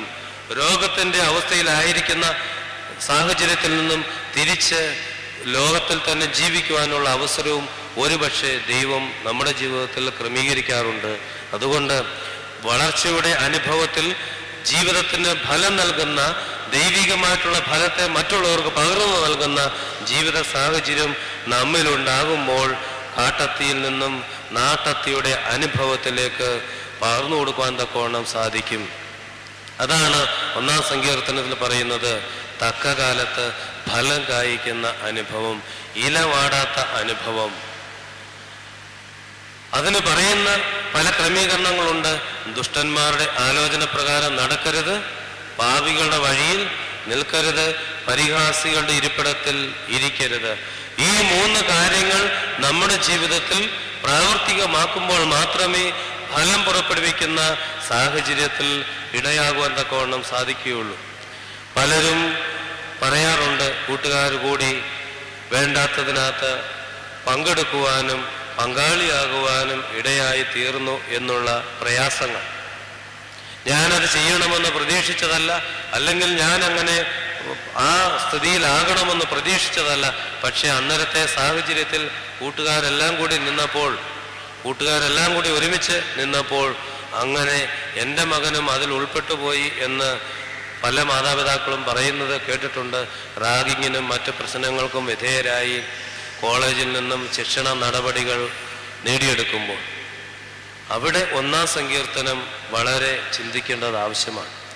കാട്ടിൻ അത്തിയുടെ അനുഭവത്തിൽ നിന്നും നാട്ടത്തിയുടെ അനുഭവത്തിലേക്ക് വരണമെങ്കിൽ 1, ദുഷ്ടന്മാരുടെ ആലോചന പ്രകാരം നടക്കരുത്. വഴിതെറ്റിക്കുന്ന എല്ലാവരും തന്നെ ദുഷ്ടനാണ്. നമ്മുടെ യഥാർത്ഥമായിട്ടുള്ള ജീവിതത്തിൽ നിന്നും നമ്മെ മാറ്റുവാൻ തക്കവണ്ണം ഇടയാകുന്നത് ദുഷ്ടന്റെ അനുഭവമാണ്. ഹവ്വായെ തെറ്റിച്ചതും ആ ഒരു അനുഭവമാണ്. ആരുടെ ആലോചന പ്രകാരം നടന്നു? പാമ്പിന്റെ, പിശാചിന്റെ ആലോചന പ്രകാരം നടന്നു. ആ ആലോചനയോട് ചേർന്ന് പ്രവർത്തിച്ചതുകൊണ്ട് ലോകപ്രകാരം തിരസ്കരിക്കപ്പെടുന്ന, ദൈവസന്നിധിയിൽ നിന്നും തള്ളപ്പെടുന്ന സാഹചര്യത്തിലേക്ക് മാറുവാൻ തക്കവണ്ണം ഇടയായി. അതുകൊണ്ട് ദുഷ്ടന്മാരുടെ ആലോചന, ദുഷ്ടതയുടെ ചിന്തകൾ, മറ്റുള്ളവർക്ക് ദ്രോഹം വരുത്തത്തക്ക രീതിയിലുള്ള ചിന്തകൾ നമ്മുടെ ഉള്ളിൽ സാധാരണ രീതിയിൽ ദുഷ്ടന്മാരുടെ ആലോചന പ്രകാരം നടക്കാതെ എന്ന് നമ്മൾ ചിന്തിക്കുമ്പോൾ സാധാരണ പറയാറുണ്ട്, ഞാൻ അങ്ങനെ വലിയ കൂട്ടുകെട്ടിലൊന്നും പോകുന്ന ആളല്ല, ഞാൻ ഇങ്ങനെയൊക്കെ വലിയ കുഴപ്പമില്ലാതെ ജീവിച്ചു പോകുന്നു എന്നാണ്. എന്നാൽ മറ്റുള്ളവരോട് ചേർന്നുള്ള ആലോചനയേക്കാൾ ഉപരി ഞാൻ എൻ്റെ ഉള്ളിലേക്ക് തിരിഞ്ഞു നോക്കുമ്പോൾ എൻ്റെ ആലോചനകൾ ദൈവത്തിൻ്റെ ആലോചനകളോട് സാമ്യമുള്ളതാണോ പിശാചിന്റെ ആലോചനകളോട് സാമ്യമുള്ളതാണോ എന്നുള്ളത് നാം വിലയിരുത്തേണ്ടിയിരിക്കുന്നു, ചിന്തിക്കേണ്ടിയിരിക്കുന്നു. പിശാചിന്റെ ആലോചനയോട് സാമ്യമുള്ളതാണെങ്കിൽ ഞാൻ ആരുടെ ആലോചന പ്രകാരം നടക്കുന്നു? പിശാചിന്റെ, ദുഷ്ടന്റെ ആലോചന പ്രകാരം നടക്കുന്നു. അതുകൊണ്ട് ദുഷ്ടന്റെ ആലോചന പ്രകാരം നടക്കരുത് എന്ന് പറയുമ്പോൾ ഞാൻ എന്നോട് തന്നെ ചോദിക്കേണ്ട ചോദ്യമാണ്, ഞാൻ ഏത് ചിന്തയ്ക്കനുസരിച്ചാണ്, ആരുടെ ആലോചനയ്ക്കനുസരിച്ചാണ് നടക്കുന്നത്? എനിക്ക് ചുറ്റുമുള്ള ആളുകളുടെ ആലോചനയേക്കാൾ ഉപരി എൻ്റെ ഉള്ളിൽ കുടികൊള്ളുന്ന ദൈവിക ചൈതന്യത്തിന്റെ അനുഭവത്തിലാണോ, മറിച്ച് എന്നെ വഴിതെറ്റിക്കാൻ തക്കവണ്ണം എന്നോടുകൂടെ തക്കം പാർത്തിരിക്കുന്ന പിശാചിന്റെ അനുഭവത്തിലാണോ ജീവിക്കുന്നത്, ചിന്തിക്കുന്നത് എന്ന് നാം ചിന്തിക്കേണ്ടിയിരിക്കുന്നു, മനസ്സിലാക്കേണ്ടിയിരിക്കുന്നു.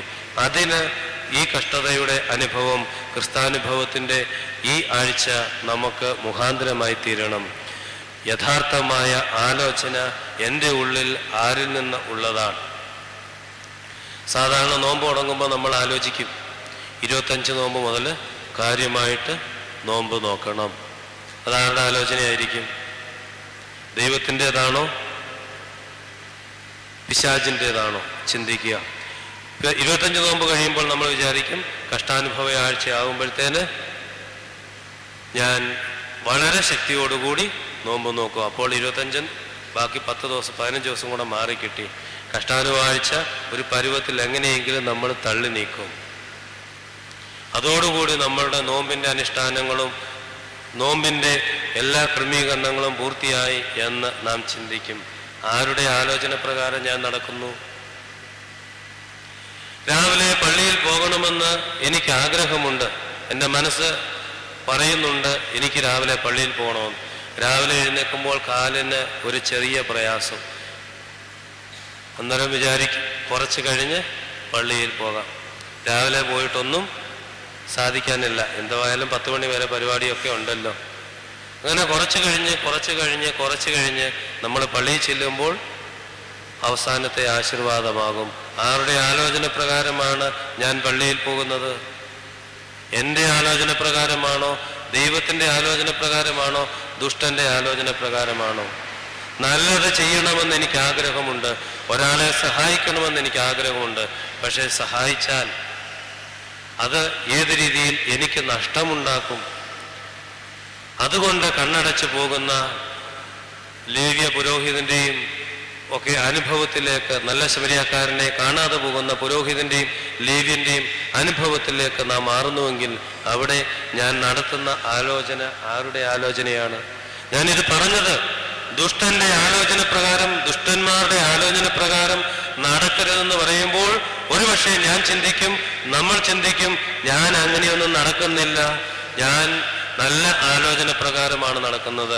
അങ്ങനെയെങ്കിൽ എൻ്റെ ആലോചന, എൻ്റെ തീരുമാനങ്ങൾ, എൻ്റെ ചിന്തകൾ ഏത് തലത്തിലുള്ളതാണ് എന്ന് ബോധ്യപ്പെടുത്തുവാൻ വേണ്ടി പറഞ്ഞു എന്ന് മാത്രം. പാപികളുടെ വഴിയിൽ നിൽക്കരുത്. രണ്ടാമത് പറയുന്ന അനുഭവമാണ്, നല്ല ഫലം കായ്ക്കുവാൻ തക്കവണ്ണം ഇടയാകണമെങ്കിൽ പാപിയുടെ വഴിയിൽ നിൽക്കരുത്. ദൈവസന്നിധിയിൽ നിന്നും നമ്മെ പുറകോട്ട് കൊണ്ടുപോകുവാൻ തക്കവണ്ണം ഇടയാകുന്ന സാഹചര്യങ്ങളെല്ലാം തന്നെ പാപത്തിൻ്റെ വഴികളാണ്. പാപികളുടെ വഴി എന്ന് പറയുമ്പോൾ അതിന് വേണമെങ്കിൽ പാപത്തിൻ്റെ വഴി എന്ന് പറയാം. കുരിശിൻ്റെ വഴി എന്ന് വളരെ വ്യക്തമായിട്ട് ഇപ്പോൾ നമ്മൾ കേൾക്കുന്നുമുണ്ട്. നമ്മൾ ഒരുപക്ഷെ ദുഃഖവെള്ളിയാഴ്ച അത് അനുഷ്ഠിക്കുന്നുമുണ്ട്. അതിൻ്റെ വികസിത രൂപമായിട്ടാണ് കത്തോലിക്ക സഭ കുരിശിൻ്റെ വഴി എന്നുള്ള രീതിയിൽ നടത്തുന്നത്. നമ്മളത് ചുരുക്കത്തിൽ പള്ളിക്ക് ചുറ്റുമാക്കി ക്രമീകരിച്ചിരിക്കുന്നു എന്ന് മാത്രം. ഞാൻ നടക്കുന്നത് കുരിശിൻ്റെ വഴിയാണോ പാപത്തിൻ്റെ വഴിയാണോ? പാപിയുടെ വഴിയെ പോകരുത്, പാപികളുടെ വഴിയിൽ നിൽക്കരുത് എന്ന് പറയുമ്പോൾ എൻ്റെ സ്ഥാനം എവിടെയാണ്? പാപത്തിൻ്റെ വഴിയിലാണോ? ദൈവികമായിട്ടുള്ള അനുഭവത്തിലാണോ? ദൈവത്തിൻ്റെ ഇഷ്ടത്തിന് വിരുദ്ധമായി ഞാൻ ചെയ്യുന്ന, ഞാൻ ചിന്തിക്കുന്ന, ഞാൻ പ്രവർത്തിക്കുന്ന എല്ലാ കാര്യങ്ങളും പാപമാണ് എന്ന് പരിശുദ്ധ പിതാക്കന്മാർ നമ്മെ ഓർമ്മിപ്പിക്കുന്നു. എന്താണ് പാപം എന്നുള്ളത് ഒരുപക്ഷെ കുർബാനക്രമത്തിൽ നിങ്ങൾ വായിച്ചിട്ടുണ്ട്. കുമ്പസാരത്തിന് തയ്യാറാകുമ്പോൾ വായിക്കുവാൻ തക്കവണ്ണം ക്രമീകരിച്ചിട്ടുള്ള പ്രാർത്ഥനയുടെ അവസാന ഭാഗത്ത് സഭയുടെ കൽപ്പനകളും എന്തൊക്കെയാണ് ഈ ലോകത്തിൽ ആവശ്യമായിട്ടുള്ളതും ഈ ലോകത്തിൽ നമ്മെ നശിപ്പിക്കുന്നത് എന്തൊക്കെയാണെന്ന് വിശുദ്ധ കുർബാനക്രമത്തിൽ വളരെ വ്യക്തമായിട്ട് എഴുതിയിട്ടുണ്ട്. നമ്മൾ ഒരുപക്ഷെ വായിച്ചിട്ടുണ്ടാകാം, കുർബാനക്രമം കണ്ടിട്ടുണ്ടാകാം, അതുകൊണ്ട് വായിച്ചിട്ടുണ്ടാകാം. ഞാൻ പറഞ്ഞത്, പാപത്തിൻ്റെ വഴിയെ യാത്ര ചെയ്യുവാൻ ഞാൻ നിർബന്ധിതനാകുമ്പോൾ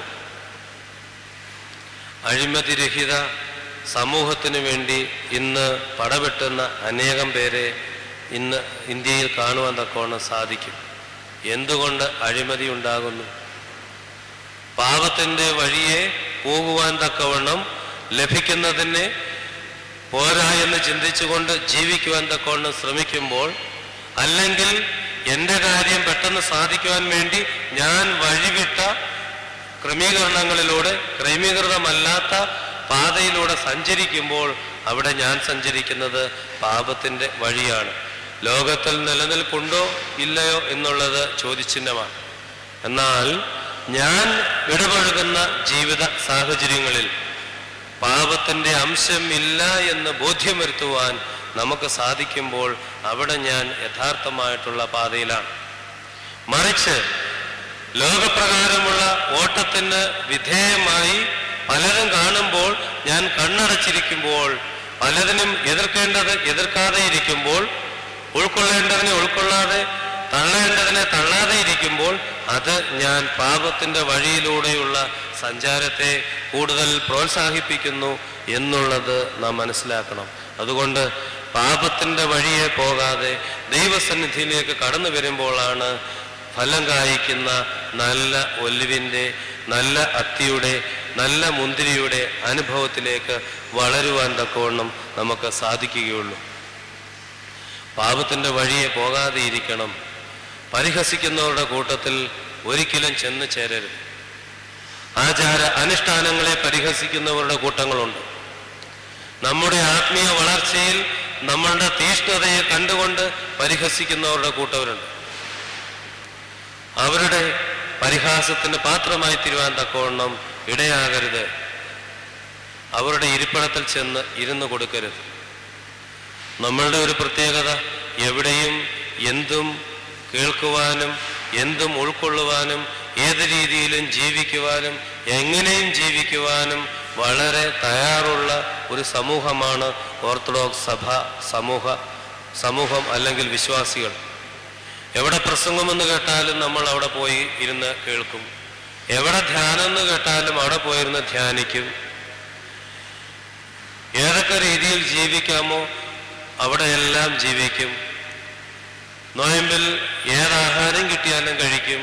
അവൻ്റെ സന്തോഷമല്ലേ എൻ്റെയും സന്തോഷം എന്ന് നമ്മൾ ചോദിക്കും.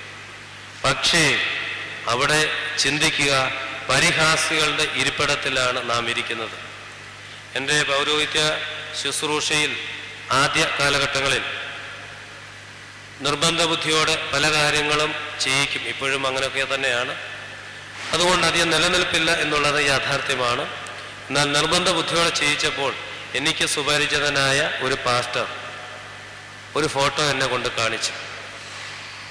നമ്മുടെ സഭയിലെ സമുന്നതനായ ഒരു നേതാവ് നല്ല നോമ്പിൻ്റെ വലിയ നോമ്പിൻ്റെ പാതി നോമ്പ് കഴിഞ്ഞ സമയത്ത് പാസ്റ്ററിൻ്റെ ഒരു പള്ളിയിലെന്ന് വേണമെങ്കിൽ പറയാം ഫെയ്ത്ത് ഹോമിൽ നടന്ന വിവാഹത്തിന് ചെന്നിരുന്ന് ഇറച്ചി മീനും കഴിക്കുന്നതിൻ്റെ ഫോട്ടോ വളരെ വ്യക്തമായിട്ട് എന്നെ കാണിച്ചു.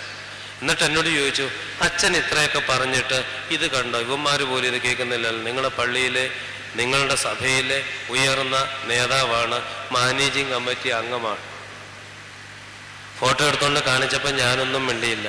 കാരണം എനിക്കൊന്നും മിണ്ടാൻ പറ്റാത്ത അവസ്ഥയായി. ചോദിച്ച ചോദ്യം ഇതാണ്, അച്ഛൻ ഇത്രയൊക്കെ പറഞ്ഞിട്ടും ഇങ്ങനെയൊക്കെയാണ് നടക്കുന്നത്, പിന്നെ പറഞ്ഞതിനുള്ള പ്രയോജനം എന്താണ്?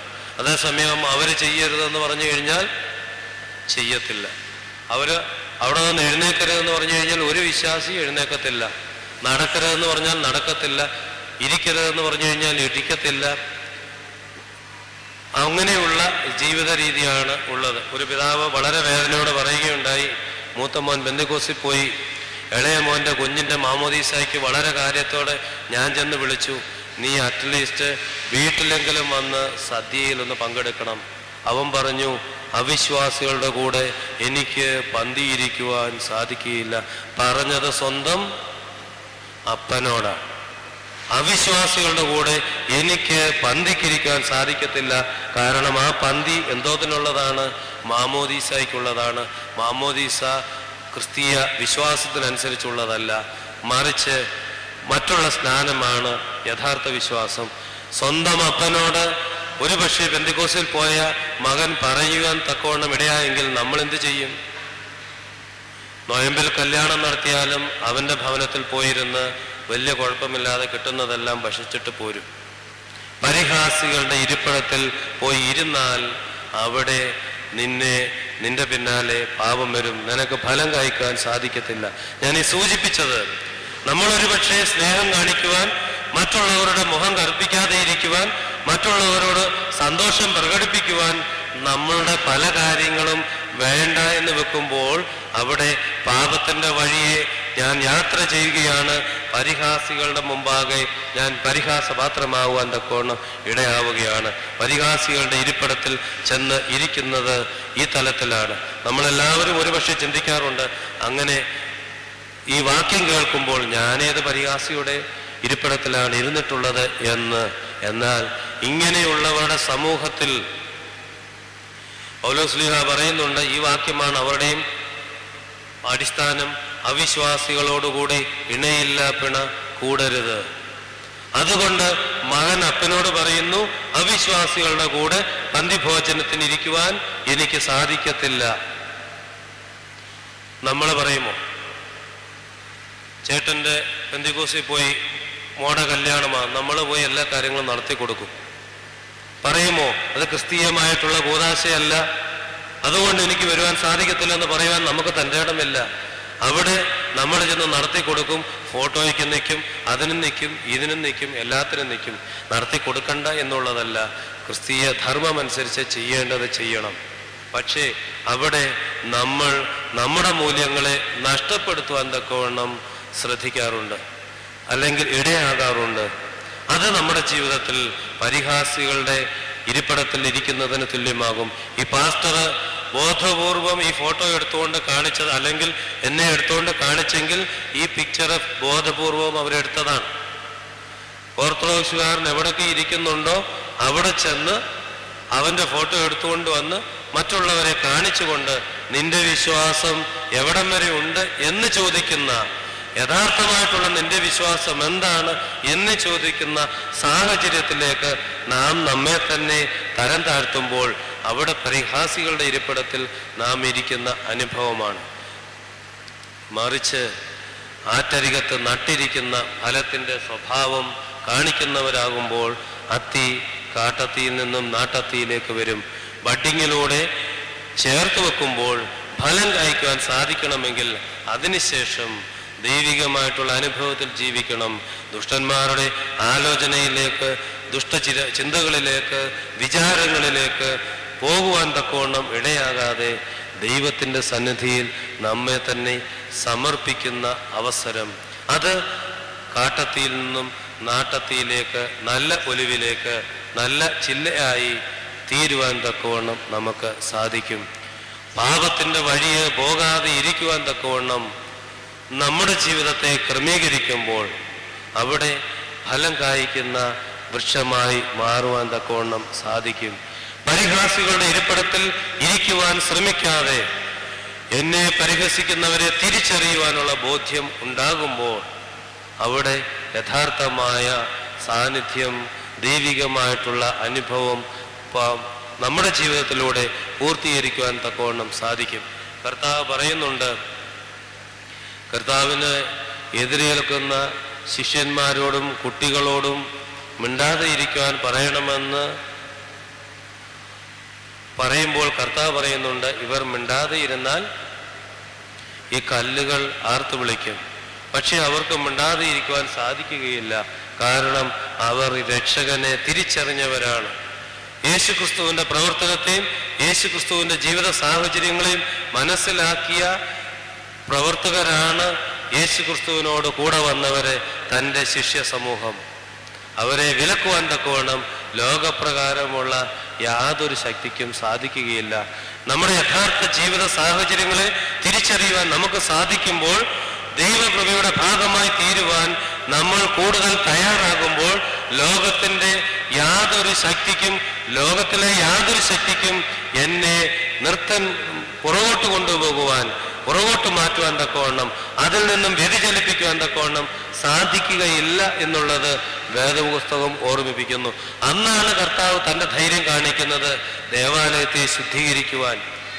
അന്നാണ് കർത്താവ് തൻ്റെ ജീവിതത്തിൽ മറ്റുള്ളവർക്ക് എതിരെ തൻ്റെ ആയുധം എടുത്തുകൊണ്ട് പോരാടുവാൻ തക്കവണ്ണം ശ്രമിക്കുന്നത്.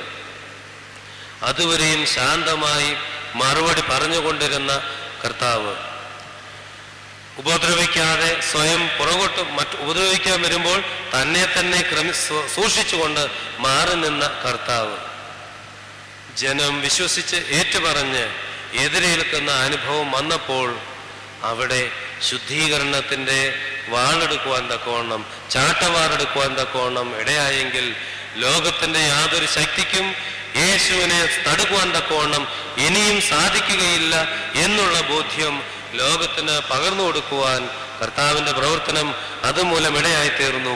ആ ഒരു ജീവിത സാഹചര്യമാണ് ശിഷ്യന്മാരെ ശക്തരാക്കിയത്. ഉയർപ്പിന്റെ ശക്തിയോടുകൂടി മുന്നോട്ട് പോകുവാൻ ലോകത്തിന് എതിരെ ഞങ്ങൾ ജീവനുള്ള കർത്താവായ യേശുക്രിസ്തുവിനെ സുവിശേഷിക്കുന്നു, യേശുക്രിസ്തുവാണ് ഞങ്ങളുടെ സുവിശേഷം എന്ന് ഉറച്ചു പറഞ്ഞുകൊണ്ട് ലോകത്തിന്റെ പ്രതികൂലതയ്ക്കെതിരായി പോരാടി രക്തസാക്ഷി മരണം പ്രാപിക്കുവാൻ തക്കവണ്ണം ഇടയായത് ഈ തിരിച്ചറിവിലൂടെയുള്ള ശക്തി നേടലാണ്. കർത്താവിൻ്റെ ശുദ്ധീകരണം, കർത്താവ് ചെയ്ത ശുദ്ധീകരണം ഈ ലോകത്തിൽ ആ ശിഷ്യന്മാരിലൂടെ പടർന്ന് ഈ ലോകത്തിൽ എല്ലാ ഭാഗത്തും ചെന്നെത്തുവാൻ തക്കവണ്ണം ഇടയായത് ആ തിരിച്ചറിവിൻ്റെ അനുഭവമാണ്. അതുകൊണ്ട് പരിഹാസികളെ തിരിച്ചറിയുവാൻ പിതാക്കന്മാർ പ്രാർത്ഥിക്കുന്ന പ്രാർത്ഥനയിൽ ചൊല്ലാറുണ്ട്, നിന്നെ പരിഹസിച്ചവരോടുകൂടി നരകത്തിൻ്റെ അനുഭവത്തിലേക്ക് ചെന്നു ചേരുവാൻ ഇടയാകരുതേ. പിന്നെയോ നിന്നെ ഏറ്റുപറഞ്ഞ കള്ളനും ചുങ്കക്കാരോടും പാപികളോടും കൂടി സ്വർഗരാജ്യത്തിൻ്റെ അനുഭവത്തിലേക്ക് ചെന്നു ചേരുവാൻ ഞങ്ങളെയും ഇടയാക്കണമേ എന്ന് പിതാക്കന്മാർ പ്രാർത്ഥിക്കുന്നുണ്ട്. അങ്ങനെയെങ്കിൽ നമ്മുടെ ജീവിതത്തിൽ ദൈവത്തെ അറിയുവാൻ തക്കവണ്ണം ലഭിക്കുന്ന സാഹചര്യങ്ങളിൽ ദൈവകൃപയ്ക്ക് പിന്നാലെ പോകുവാൻ ഇടയാകുമ്പോൾ പരിഹാസികളുടെ പാത്രത്തെ തിരിച്ചറിയുവാനുള്ള ബോധ്യം നമുക്കുണ്ടാകും. എവിടെയാണ് പരിഹാസം, എവിടെയാണ് പരിഹാസികളുടെ പ്രവർത്തനം ഉണ്ടാകുന്നത് എന്ന് തിരിച്ചറിയുവാൻ തക്കവണ്ണം നമുക്ക് സാധിക്കും. കർത്താവിനെ സാത്താൻ പരീക്ഷിച്ചത് സ്നേഹത്തോടെയാണ്. വിശന്നിരിക്കുന്നവന് വളരെ ആവശ്യം ആഹാരമാണ്. ആ ആഹാരം നൽകുവാൻ നല്ല ഒരു അമ്മയുടെ, മക്കൾക്ക് ആഹാരം നൽകുന്ന നല്ല അമ്മയുടെ സ്നേഹത്തിൻ്റെ പ്രതിരൂപമായ മൂർത്തിഭാവമായിട്ടാണ് സാത്താൻ കർത്താവിൻ്റെ അടുത്ത് ചെല്ലുന്നത്. നീ ഇത്രയും ദിവസവും പട്ടിണിയായിട്ടിരിക്കുകയാണ്. സാധാരണ രീതിയിൽ മക്കള് പഠിച്ചുകൊണ്ടിരിക്കുമ്പോൾ അമ്മമാർ പറയാറുണ്ട്, മക്കളെ പഠിച്ചത് മതി, ഇനിയെങ്കിലും വന്ന് എന്തെങ്കിലും കഴിച്ചിട്ട് പോകും. ഇന്നത്തെ കുട്ടികൾ അത് കേൾക്കാൻ നോക്കിയിരിക്കുകയാണ്, പെട്ടെന്ന് അടച്ചിട്ട് വരും. ആ ഒരു മാതാവിൻ്റെ അതേ സ്നേഹരൂപത്തിലായിരിക്കാം ഒരു പക്ഷേ പിശാച് വന്ന് കർത്താവിനോട് പറഞ്ഞത്, നീ 40 ദിവസമായിട്ട് ഒന്നും ഭക്ഷിച്ചിട്ടില്ല, വളരെ ക്ഷീണമുണ്ടെന്ന് എനിക്കറിയാം, നീ വളരെ ക്ഷീണിച്ച് നിന്റെ മുഖം കണ്ടാൽ അറിയാം, വളരെ പ്രയാസപ്പെട്ടിരിക്കുകയാണ്, എഴുന്നേറ്റ് നിൽക്കുവാൻ പോലും നിനക്ക് കെപ്പില്ല, നീ ഇങ്ങനെ ജീവിച്ചു കഴിഞ്ഞാൽ നിന്റെ ആഗ്രഹം ഈ ലോകത്തിൽ നടപ്പിലാക്കുവാൻ സാധിക്കത്തില്ല, നീ വന്നതിൻ്റെ ഉദ്ദേശവും എനിക്കറിയാം, നിന്നെ അയച്ചവന്റെ ഉദ്ദേശവും എനിക്കറിയാം, നിനക്ക് ഈ ലോകത്തിൽ വളരെ വലിയ കാര്യങ്ങൾ ചെയ്യാനുണ്ട്, അതുകൊണ്ട് നീ ഇങ്ങനെ പട്ടിണി കിടക്കുന്നത് ശരിയല്ല, നിനക്ക് കഴിവുള്ളവനാണ്, നീ കല്ലിനോടൊന്ന് പറഞ്ഞാൽ നിനക്ക് ഈ പ്രയാസത്തിൽ നിന്നും ഈ വിശപ്പിൽ നിന്നും അതിജീവിക്കുവാനുള്ള ശക്തി അല്ലെങ്കിൽ അപ്പം ലഭിക്കും. വളരെ സ്നേഹപൂർവമല്ലേ, വളരെ യേശുക്രിസ്തുവിൻ്റെ ജീവിതത്തെ പറ്റിയും ആരോഗ്യത്തെ പറ്റിയും തൻ്റെ ജീവിതത്തിൽ പൂർത്തീകരിക്കുവാനിരിക്കുന്ന തൻ്റെ നിയോഗങ്ങളെ പറ്റിയും വളരെ ബോധ്യത്തോടുകൂടി വളരെ അത് പൂർത്തീകരിക്കുവാൻ സഹായിക്കുന്ന സഹായി എന്ന രൂപത്തിലാണ് പരീക്ഷകൻ അടുത്തു വരുന്നത്, വന്നു ചെയ്യുന്നത്, പരീക്ഷിക്കുന്നത്. അപ്പോൾ കർത്താവ് അവിടെ സാത്താൻ്റെ യഥാർത്ഥ കപടത്തെ തിരിച്ചറിയുന്നു, യഥാർത്ഥ ചിന്തകളെ തിരിച്ചറിയുന്നു. അതുകൊണ്ട് പറയുന്നു, മനുഷ്യൻ അപ്പം കൊണ്ട് മാത്രമല്ല ദൈവത്തിൻ്റെ വായിൽ നിന്ന് വരുന്ന സകല വചനങ്ങൾ കൊണ്ടും ജീവിക്കുന്നു. അതുവരെയും കർത്താവ് ചെയ്തുകൊണ്ടിരുന്നത് തൻ്റെ പിതാവുമായിട്ടുള്ള സംസാരത്തിലായിരുന്നു. ദൈവത്തിൻ്റെ വായിൽ നിന്നും കേൾക്കുവാനും പിതാവിൻ്റെ വായിൽ നിന്നും കേൾക്കുവാനും പിതാവിനോട് കാര്യങ്ങൾ സംസാരിക്കുവാനുമുള്ള അവസരങ്ങളായിരുന്നു ഈ 40 ദിവസം.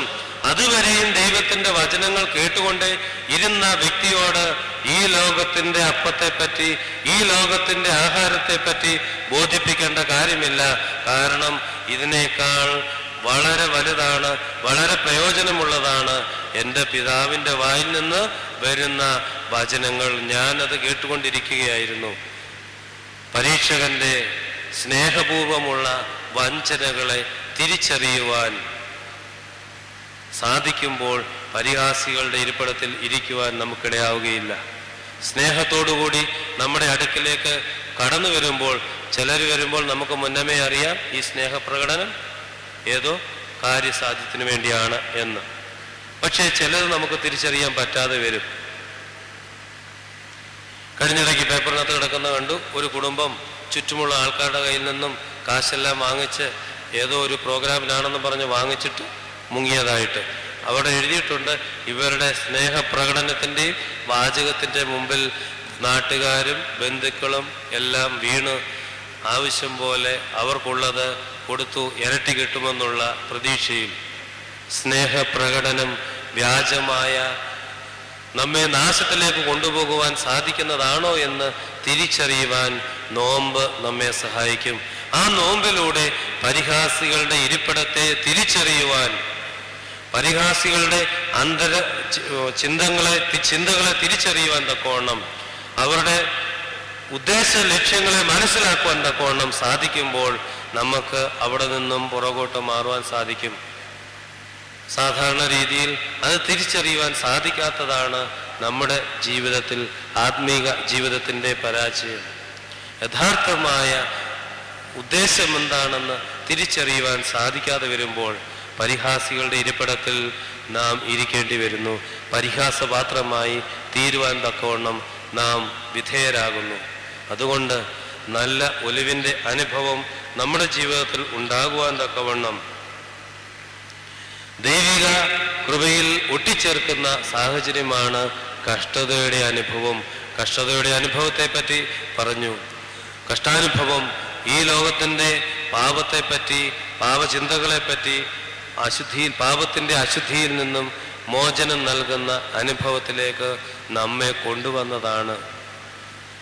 രണ്ടാമത്, ഈ ലോകത്തിൽ നിത്യജീവന്റെ സാഹചര്യങ്ങളെ നമ്മുടെ ജീവിതത്തിൽ പകർന്നു തരുന്ന പുതിയ ജീവന്റെ അനുഭവം. ഇനി ഞാനല്ല, ക്രിസ്തു അത്രേ എന്നിൽ ജീവിക്കുന്നവർ. ഒരുവൻ ക്രിസ്തുവിലായാൽ അവൻ പുതിയ സൃഷ്ടിയാകുന്നു, പഴയത് കഴിഞ്ഞുപോയി, അവൻ പുതുതായി തീർന്നിരിക്കുന്നു എന്ന പൗലോസ്ലീഹായുടെ സാക്ഷ്യം.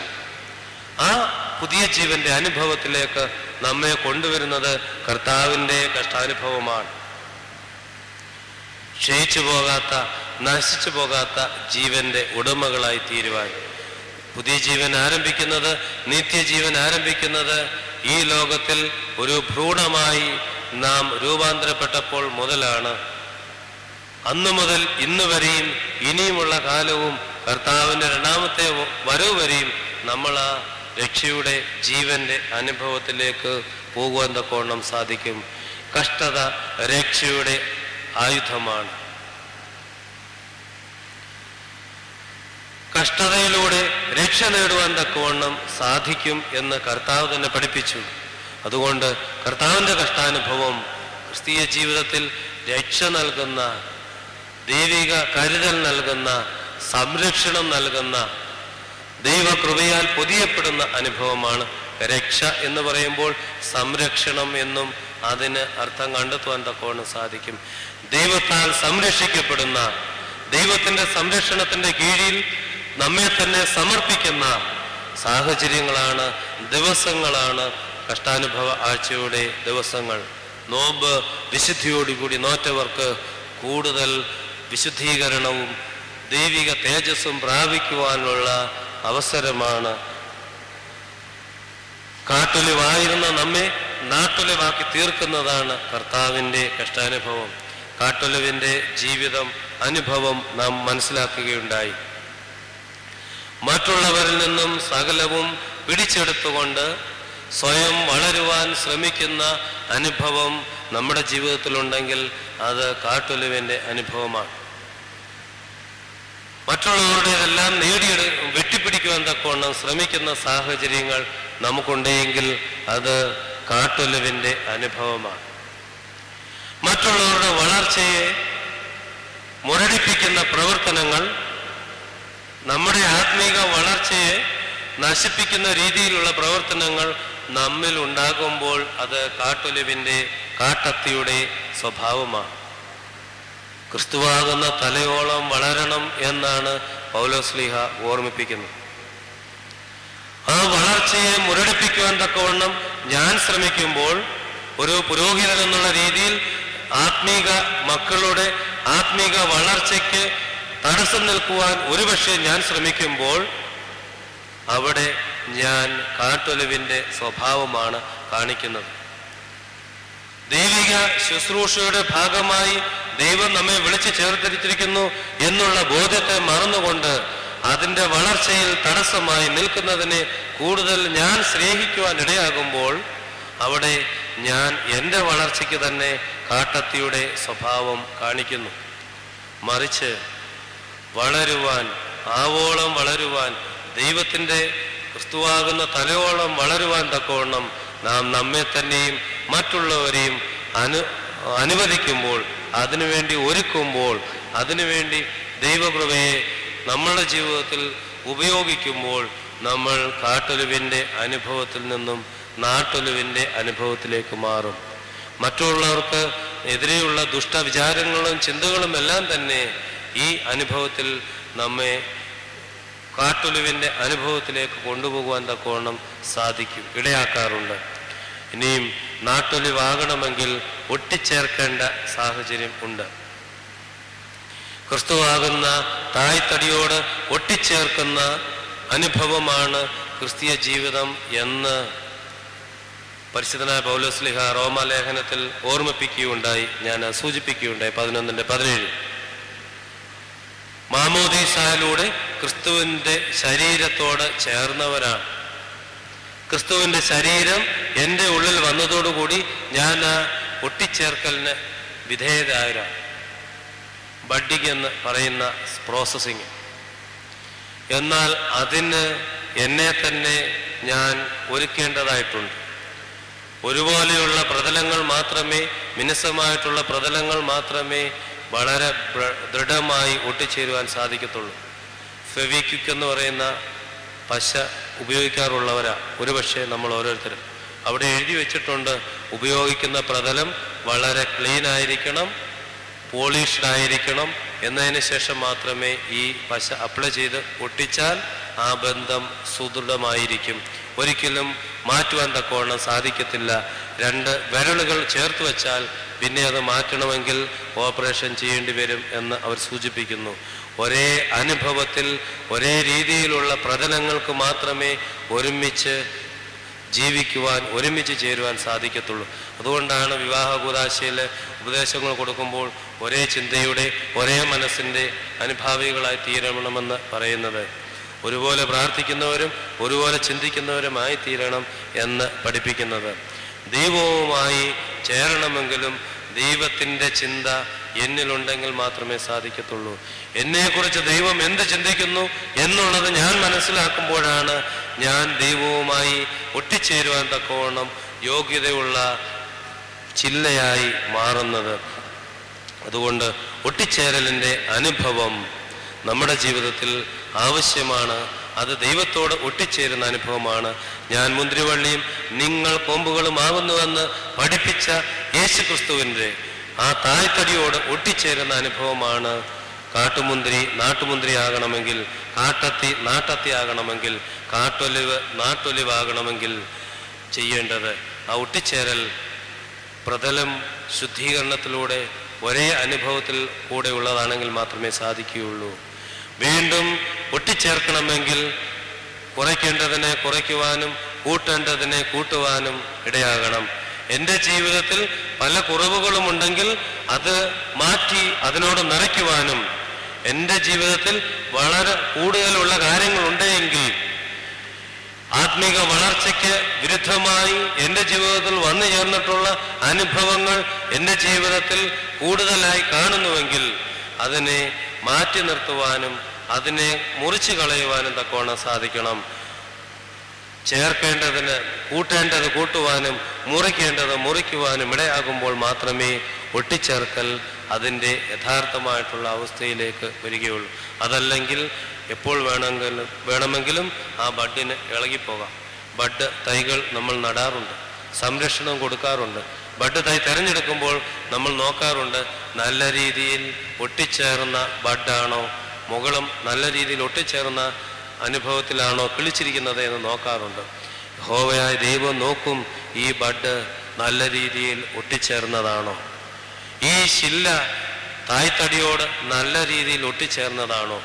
കൂട്ടേണ്ടതിനെ കൂട്ടിയും കുറയ്ക്കേണ്ടതിനെ കുറയ്ക്കുവാനും ആത്മീക ജീവിതത്തിൽ ദൈവിക കൃപകളെ നേടിയെടുക്കുവാനുള്ള മാർഗങ്ങൾ കൂടുതൽ കൂട്ടുവാനും ആത്മീക ജീവിതത്തിൽ എന്നെ പുറകോട്ട് മാറ്റുന്ന പ്രവർത്തനങ്ങൾ മുറിച്ചു കളയുവാനും ഉപേക്ഷിക്കുവാനും സാധിക്കുമ്പോൾ കാട്ടൊലിവായ നാം നാട്ടൊലിവായി മാറും. വേണ്ട എന്നുള്ളതിനോട് വേണ്ട എന്ന് പറയുവാനും വേണമെന്നുള്ളതിനോട് വേണമെന്ന് പറയുവാനും സാധിക്കുമ്പോൾ നാട്ടൊലിവായി മാറും. അത് നമ്മളുടെ കുടുംബത്തിൽ നമ്മൾ തുടങ്ങിയെങ്കിൽ മാത്രമേ, പ്രാവർത്തികമാക്കിയെങ്കിൽ മാത്രമേ സാധിക്കുകയുള്ളൂ. അതല്ലെങ്കിൽ ഞാൻ ഓർമ്മിപ്പിച്ചതുപോലെ ഒരുപക്ഷെ നമ്മളുടെ കുടുംബം തന്നെ ആയിരിക്കും നമ്മളുടെ കുഞ്ഞുങ്ങളുടെ അന്ധകരായി മാറുന്നത്. പിതാവ് കൊണ്ടുവച്ചിരിക്കുന്ന മദ്യത്തിൽ നിന്നും പകർന്നു കുടിച്ചുകൊണ്ട് മദ്യപാനശീലം ആരംഭിക്കുന്ന മക്കൾ കേരളത്തിൻ്റെ ഇന്നത്തെ ഒരുപക്ഷെ സംഭാവനയാണ്. അത് കൂടുതലും നമ്മളുടെ ആളുകളാണ് എന്നുള്ളതിൽ യാതൊരു സംശയമില്ല. ജീവിത വിശുദ്ധിയില്ലാത്ത മാതാപിതാക്കളുടെ ജീവിത സാഹചര്യങ്ങളിൽ വളർന്നു വരുന്ന കുഞ്ഞുങ്ങൾ അതേ പാത പിന്തുടരുവാനുള്ള സാഹചര്യം വളരെ കൂടുതലാണ്. നോമ്പ് നോക്കണ്ടപ്പോൾ നോമ്പ് നോക്കാതെ ഇരിക്കുന്നത് ലോകത്തിൽ ഉപേക്ഷിക്കേണ്ടതിനെ ഉപേക്ഷിക്കുവാൻ നാം ശ്രമിക്കാത്തത് കൊണ്ടാണ്. ഒരു നേരത്തെ ആഹാരം കൊണ്ട് എനിക്കെല്ലാം നേടിയെടുക്കുവാൻ സാധിക്കും, ഇഷ്ടമുള്ള ആഹാരം കഴിച്ചാൽ എൻ്റെ ആരോഗ്യം മുഴുവൻ നേടിയെടുക്കുവാൻ സാധിക്കും എന്ന ചിന്തയിലൂടെ നാം ജീവിക്കുകയാണെങ്കിൽ അവിടെ ഉപേക്ഷിക്കേണ്ടതിനെ ഉപേക്ഷിക്കുവാൻ നമുക്ക് സാധിക്കുകയില്ല. കർത്താവ് പറയുന്നുണ്ട്, അല്പകാര്യങ്ങളിൽ വിശ്വസ്തനെ മാത്രമേ അധിക കാര്യങ്ങളിൽ വിശ്വസ്തനാക്കുവാൻ സാധിക്കുകയുള്ളൂ. അല്പകാര്യങ്ങൾ, ആഹാരത്തിലുള്ള ചില കാര്യങ്ങൾ വേണ്ട എന്ന് ഞാൻ തീരുമാനിച്ചെങ്കിൽ മാത്രമേ എനിക്ക് വേണ്ട എന്ന് വെക്കുന്ന വലിയ കാര്യങ്ങൾ വന്നാലും എനിക്ക് വേണ്ട എന്ന് പറയുവാൻ സാധിക്കുകയുള്ളൂ. അതല്ലാതെ ആഹാരം കഴിച്ചാൽ ദൈവം കോപിക്കത്തില്ല, അതുകൊണ്ട് എനിക്കൊന്നും പറ്റത്തില്ല, ആഹാരമല്ലേ ബാക്കിയുള്ളതൊക്കെ ഞാൻ വേണ്ടാന്ന് വെച്ചോളാം എന്ന് വിചാരിച്ചു കഴിഞ്ഞാൽ ഇതേ മനോചിന്ത തന്നെ ആ സമയത്തും നമ്മളുടെ ഉള്ളിലുണ്ടാകും. അവിടെ നമ്മൾ നമുക്ക് തന്നെ നാശം ഉണ്ടാക്കിയെടുക്കുകയാണ്. അതുകൊണ്ട് കാട്ടൊലിവിനെ നാട്ടൊലിവാക്കണമെങ്കിൽ കൂട്ടേണ്ടത് കൂട്ടുവാൻ, കുറയ്ക്കേണ്ടത് കുറയ്ക്കുവാൻ, വേണ്ടാത്തതിനെ വേണ്ട എന്ന് പറയുവാൻ, വേണ്ടതിനെ വേണമെന്ന് പറയുവാൻ, ഉൾക്കൊള്ളുവാൻ തക്കവണ്ണം നമുക്ക് സാധിക്കുമ്പോൾ മാത്രമേ നാം നാട്ടൊലിവായി മാറുകയുള്ളൂ. ഇനിയും നല്ല ഫലം കായ്ക്കുന്ന വൃക്ഷമാണ് നാട്ടൊലിവ്. അതിനുള്ള അവസ്ഥ എന്താണ്, അതിനെന്തൊക്കെ വേണമെന്നുള്ളതാണ് നാം ചിന്തിച്ചത്. 1-ാം സങ്കീർത്തനത്തിൻ്റെ ആദ്യ ഭാഗം മാത്രമേ ഞാൻ നിങ്ങളുടെ മനസ്സിൽ തന്നുള്ളൂ. ദുഷ്ടന്മാരുടെ ആലോചന പ്രകാരം നടക്കാതെയും പാപികളുടെ വഴിയിൽ നിൽക്കാതെയും പരിഹാസികളുടെ ഇരിപ്പിടത്തിൽ ഇരിക്കാതെയും യഹോവയുടെ ന്യായപ്രമാണത്തെ സന്തോഷിച്ച് രാപ്പകൽ ധ്യാനിക്കണം. ന്യായപ്രമാണത്തെ സന്തോഷിച്ച് ധ്യാനിക്കുന്ന അവസരം സഭ ക്രമീകൃതമായി നൽകിയിരിക്കുന്നതാണ് നോമ്പിൻ്റെ അവസരം. പിതാവിൻ്റെ ആലയം പ്രാർത്ഥനാലയം എന്ന് തിരിച്ചറിഞ്ഞുകൊണ്ട് അതിൻ്റെ ഉള്ളിലേക്ക് കൂടുതൽ ശക്തിയോടുകൂടി, കൂടുതൽ ബോധത്തോടുകൂടി കടന്നു വരുന്ന അനുഭവമാണ് നോമ്പിൻ്റെ അനുഭവം. ദുഷ്ടന്മാരുടെ ആലോചന പ്രകാരം നടക്കരുത്. എൻ്റെ ഉള്ളിലുള്ള ദുഷ്ടതകൾ, എൻ്റെ ഉള്ളിലുള്ള നന്മയുടെയും തിന്മയുടെയും അംശത്തിൽ തിന്മയുടെ ശബ്ദം കേൾക്കാതെ നന്മയുടെ വാക്കിനെ കേൾക്കുവാൻ തക്കവണ്ണം സാധിക്കുമ്പോൾ ഞാൻ ദുഷ്ടന്മാരുടെ ആലോചന പ്രകാരം നടക്കുന്നവനല്ല എന്നുള്ളത് പറയുവാൻ സാധിക്കും. പാപത്തിൻ്റെ വഴിയെ പോകാതെ ഇരിക്കുമ്പോൾ, പാപികളുടെ വഴി പാപത്തിൻ്റെ വഴിയാണ്, ആ വഴിയെ പോകാതെ ഇരിക്കുവാൻ ശ്രമിക്കുമ്പോൾ അവിടെ ദൈവത്തിൻ്റെ ശക്തി നല്ല ഫലം കായ്ക്കുവാൻ തക്കവണ്ണം നമ്മിലൂടെ ഇടയാകും. പരിഹാസികളുടെ ഇരിപ്പിടത്തിൽ ഇരിക്കാൻ ശ്രദ്ധിക്കാതെ മാറി നിൽക്കുമ്പോൾ, പരിഹാസികളുടെ ഇരിപ്പിടത്തെ, അവരുടെ വഞ്ചനയെ, സ്നേഹത്തെ തിരിച്ചറിഞ്ഞുകൊണ്ട് അതിനെ നിന്ന് മാറി നിൽക്കുമ്പോൾ, എവിടെ പ്രസംഗമെന്ന് കേട്ടാൽ അങ്ങോട്ട് പോകാതെ, ഇവിടെ ഇതൊക്കെ സംഭവിക്കുന്നുവെന്ന് കേൾക്കുമ്പോൾ അങ്ങോട്ട് പോകാതെ, നമ്മുടെ വിശുദ്ധ ആചരണത്തിന് വിരുദ്ധമായിട്ടുള്ള ക്രമീകരണങ്ങളിൽ, അങ്ങനെയുള്ള ഫംഗ്ഷനുകളിൽ പങ്കുകാരാകാതെ ഇരിക്കുമ്പോൾ അവിടെ ദൈവത്തിൻ്റെ സ്നേഹം നമ്മിൽ ഉണ്ടാകും. ഒരുപക്ഷെ മനുഷ്യരുടെ സ്നേഹം കുറയും. ഞാൻ അതിൽ പങ്കാളിയാകുമ്പോൾ മനുഷ്യരുടെ സ്നേഹം എന്നിൽ കൂടും, ദൈവത്തിൻ്റെ സ്നേഹം എന്നിൽ കുറയും.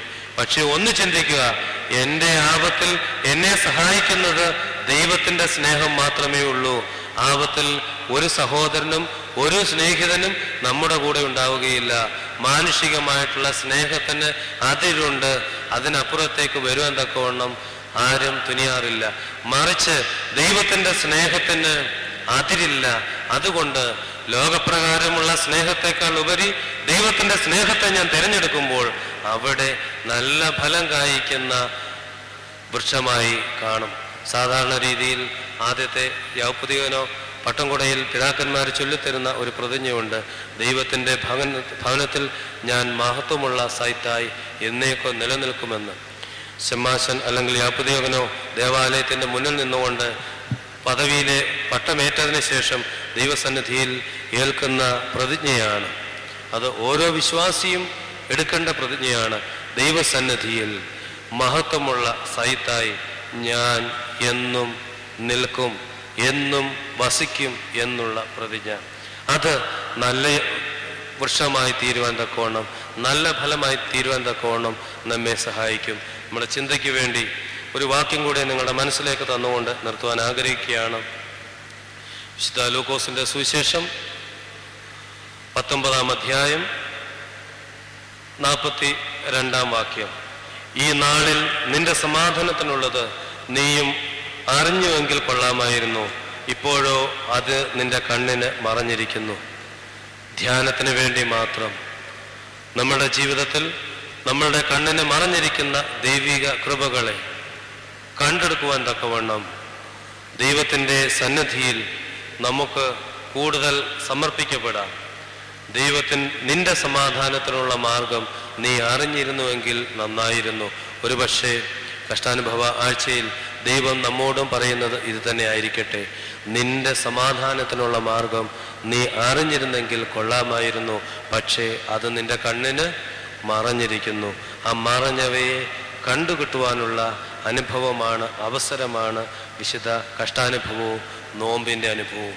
എൻ്റെ ജീവിതത്തിൽ അന്യപ്പെട്ടുപോയ സമാധാനം, എൻ്റെ ജീവിതത്തിൽ അന്യപ്പെട്ടുപോയ ശാന്തി, എൻ്റെ ജീവിതത്തിൽ ഈ ലോകത്തിലെ ജീവിത പ്രവർത്തനങ്ങൾ മൂലം ഇല്ലാതായി തീർന്ന ദൈവിക കൃപ, അതിനെ നേടിയെടുക്കുവാൻ, അതിനെ കണ്ടെത്തുവാൻ തക്കവണ്ണം നമുക്ക് ഈ കഷ്ടാനുഭവ ആഴ്ചയിൽ സഹായിക്കട്ടെ.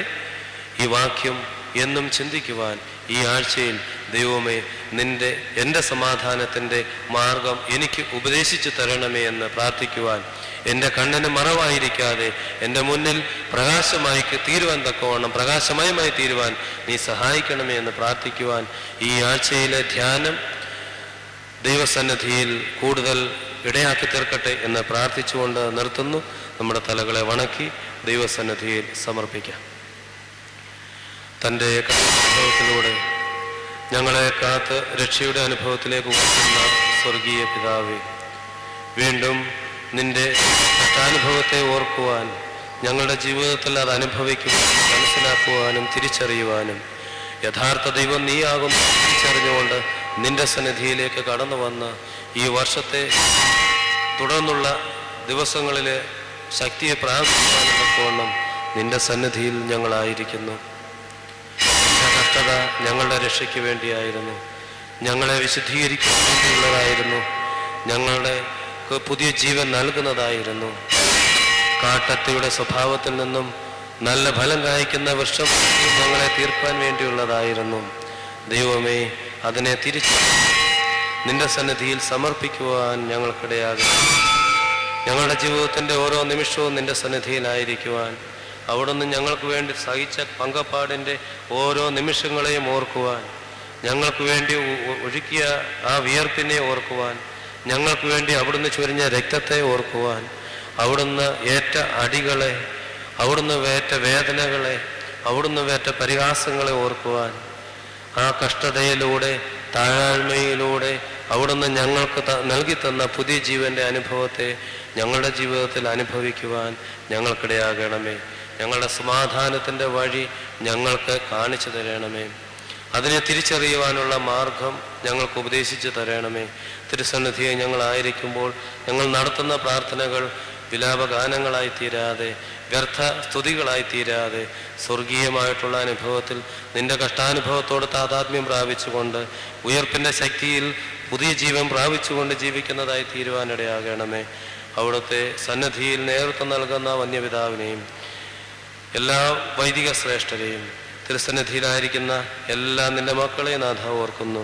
അവിടുത്തെ കഷ്ടാനുഭവത്തെ നല്ല രീതിയിൽ അനുഭവിച്ചുകൊണ്ട് ഉള്ളിൽ തട്ടി തിരുസന്നിധിയിലേക്ക് അടുത്തു വരുവാൻ. ഞങ്ങൾക്ക് വേണ്ടി അവിടുന്ന് സഹിച്ച കഷ്ടാനുഭവം എൻ്റെ വേദനയ്ക്ക് വേണ്ടിയാണ്, എൻ്റെ വീണ്ടെടുപ്പിന് വേണ്ടിയാണ്. ഞാൻ ഏൽക്കേണ്ട അടികൾക്ക് പകരം അവിടുന്ന് അടി കൊണ്ടു. ഞാൻ കൈക്കൊള്ളേണ്ട വേദനകൾക്ക് പകരം അവിടുന്ന് വേദന അനുഭവിച്ചു. ഞാൻ ഏൽക്കേണ്ട പരിഹാസത്തിന് പകരം അവിടുന്ന് പരിഹാസമേറ്റു.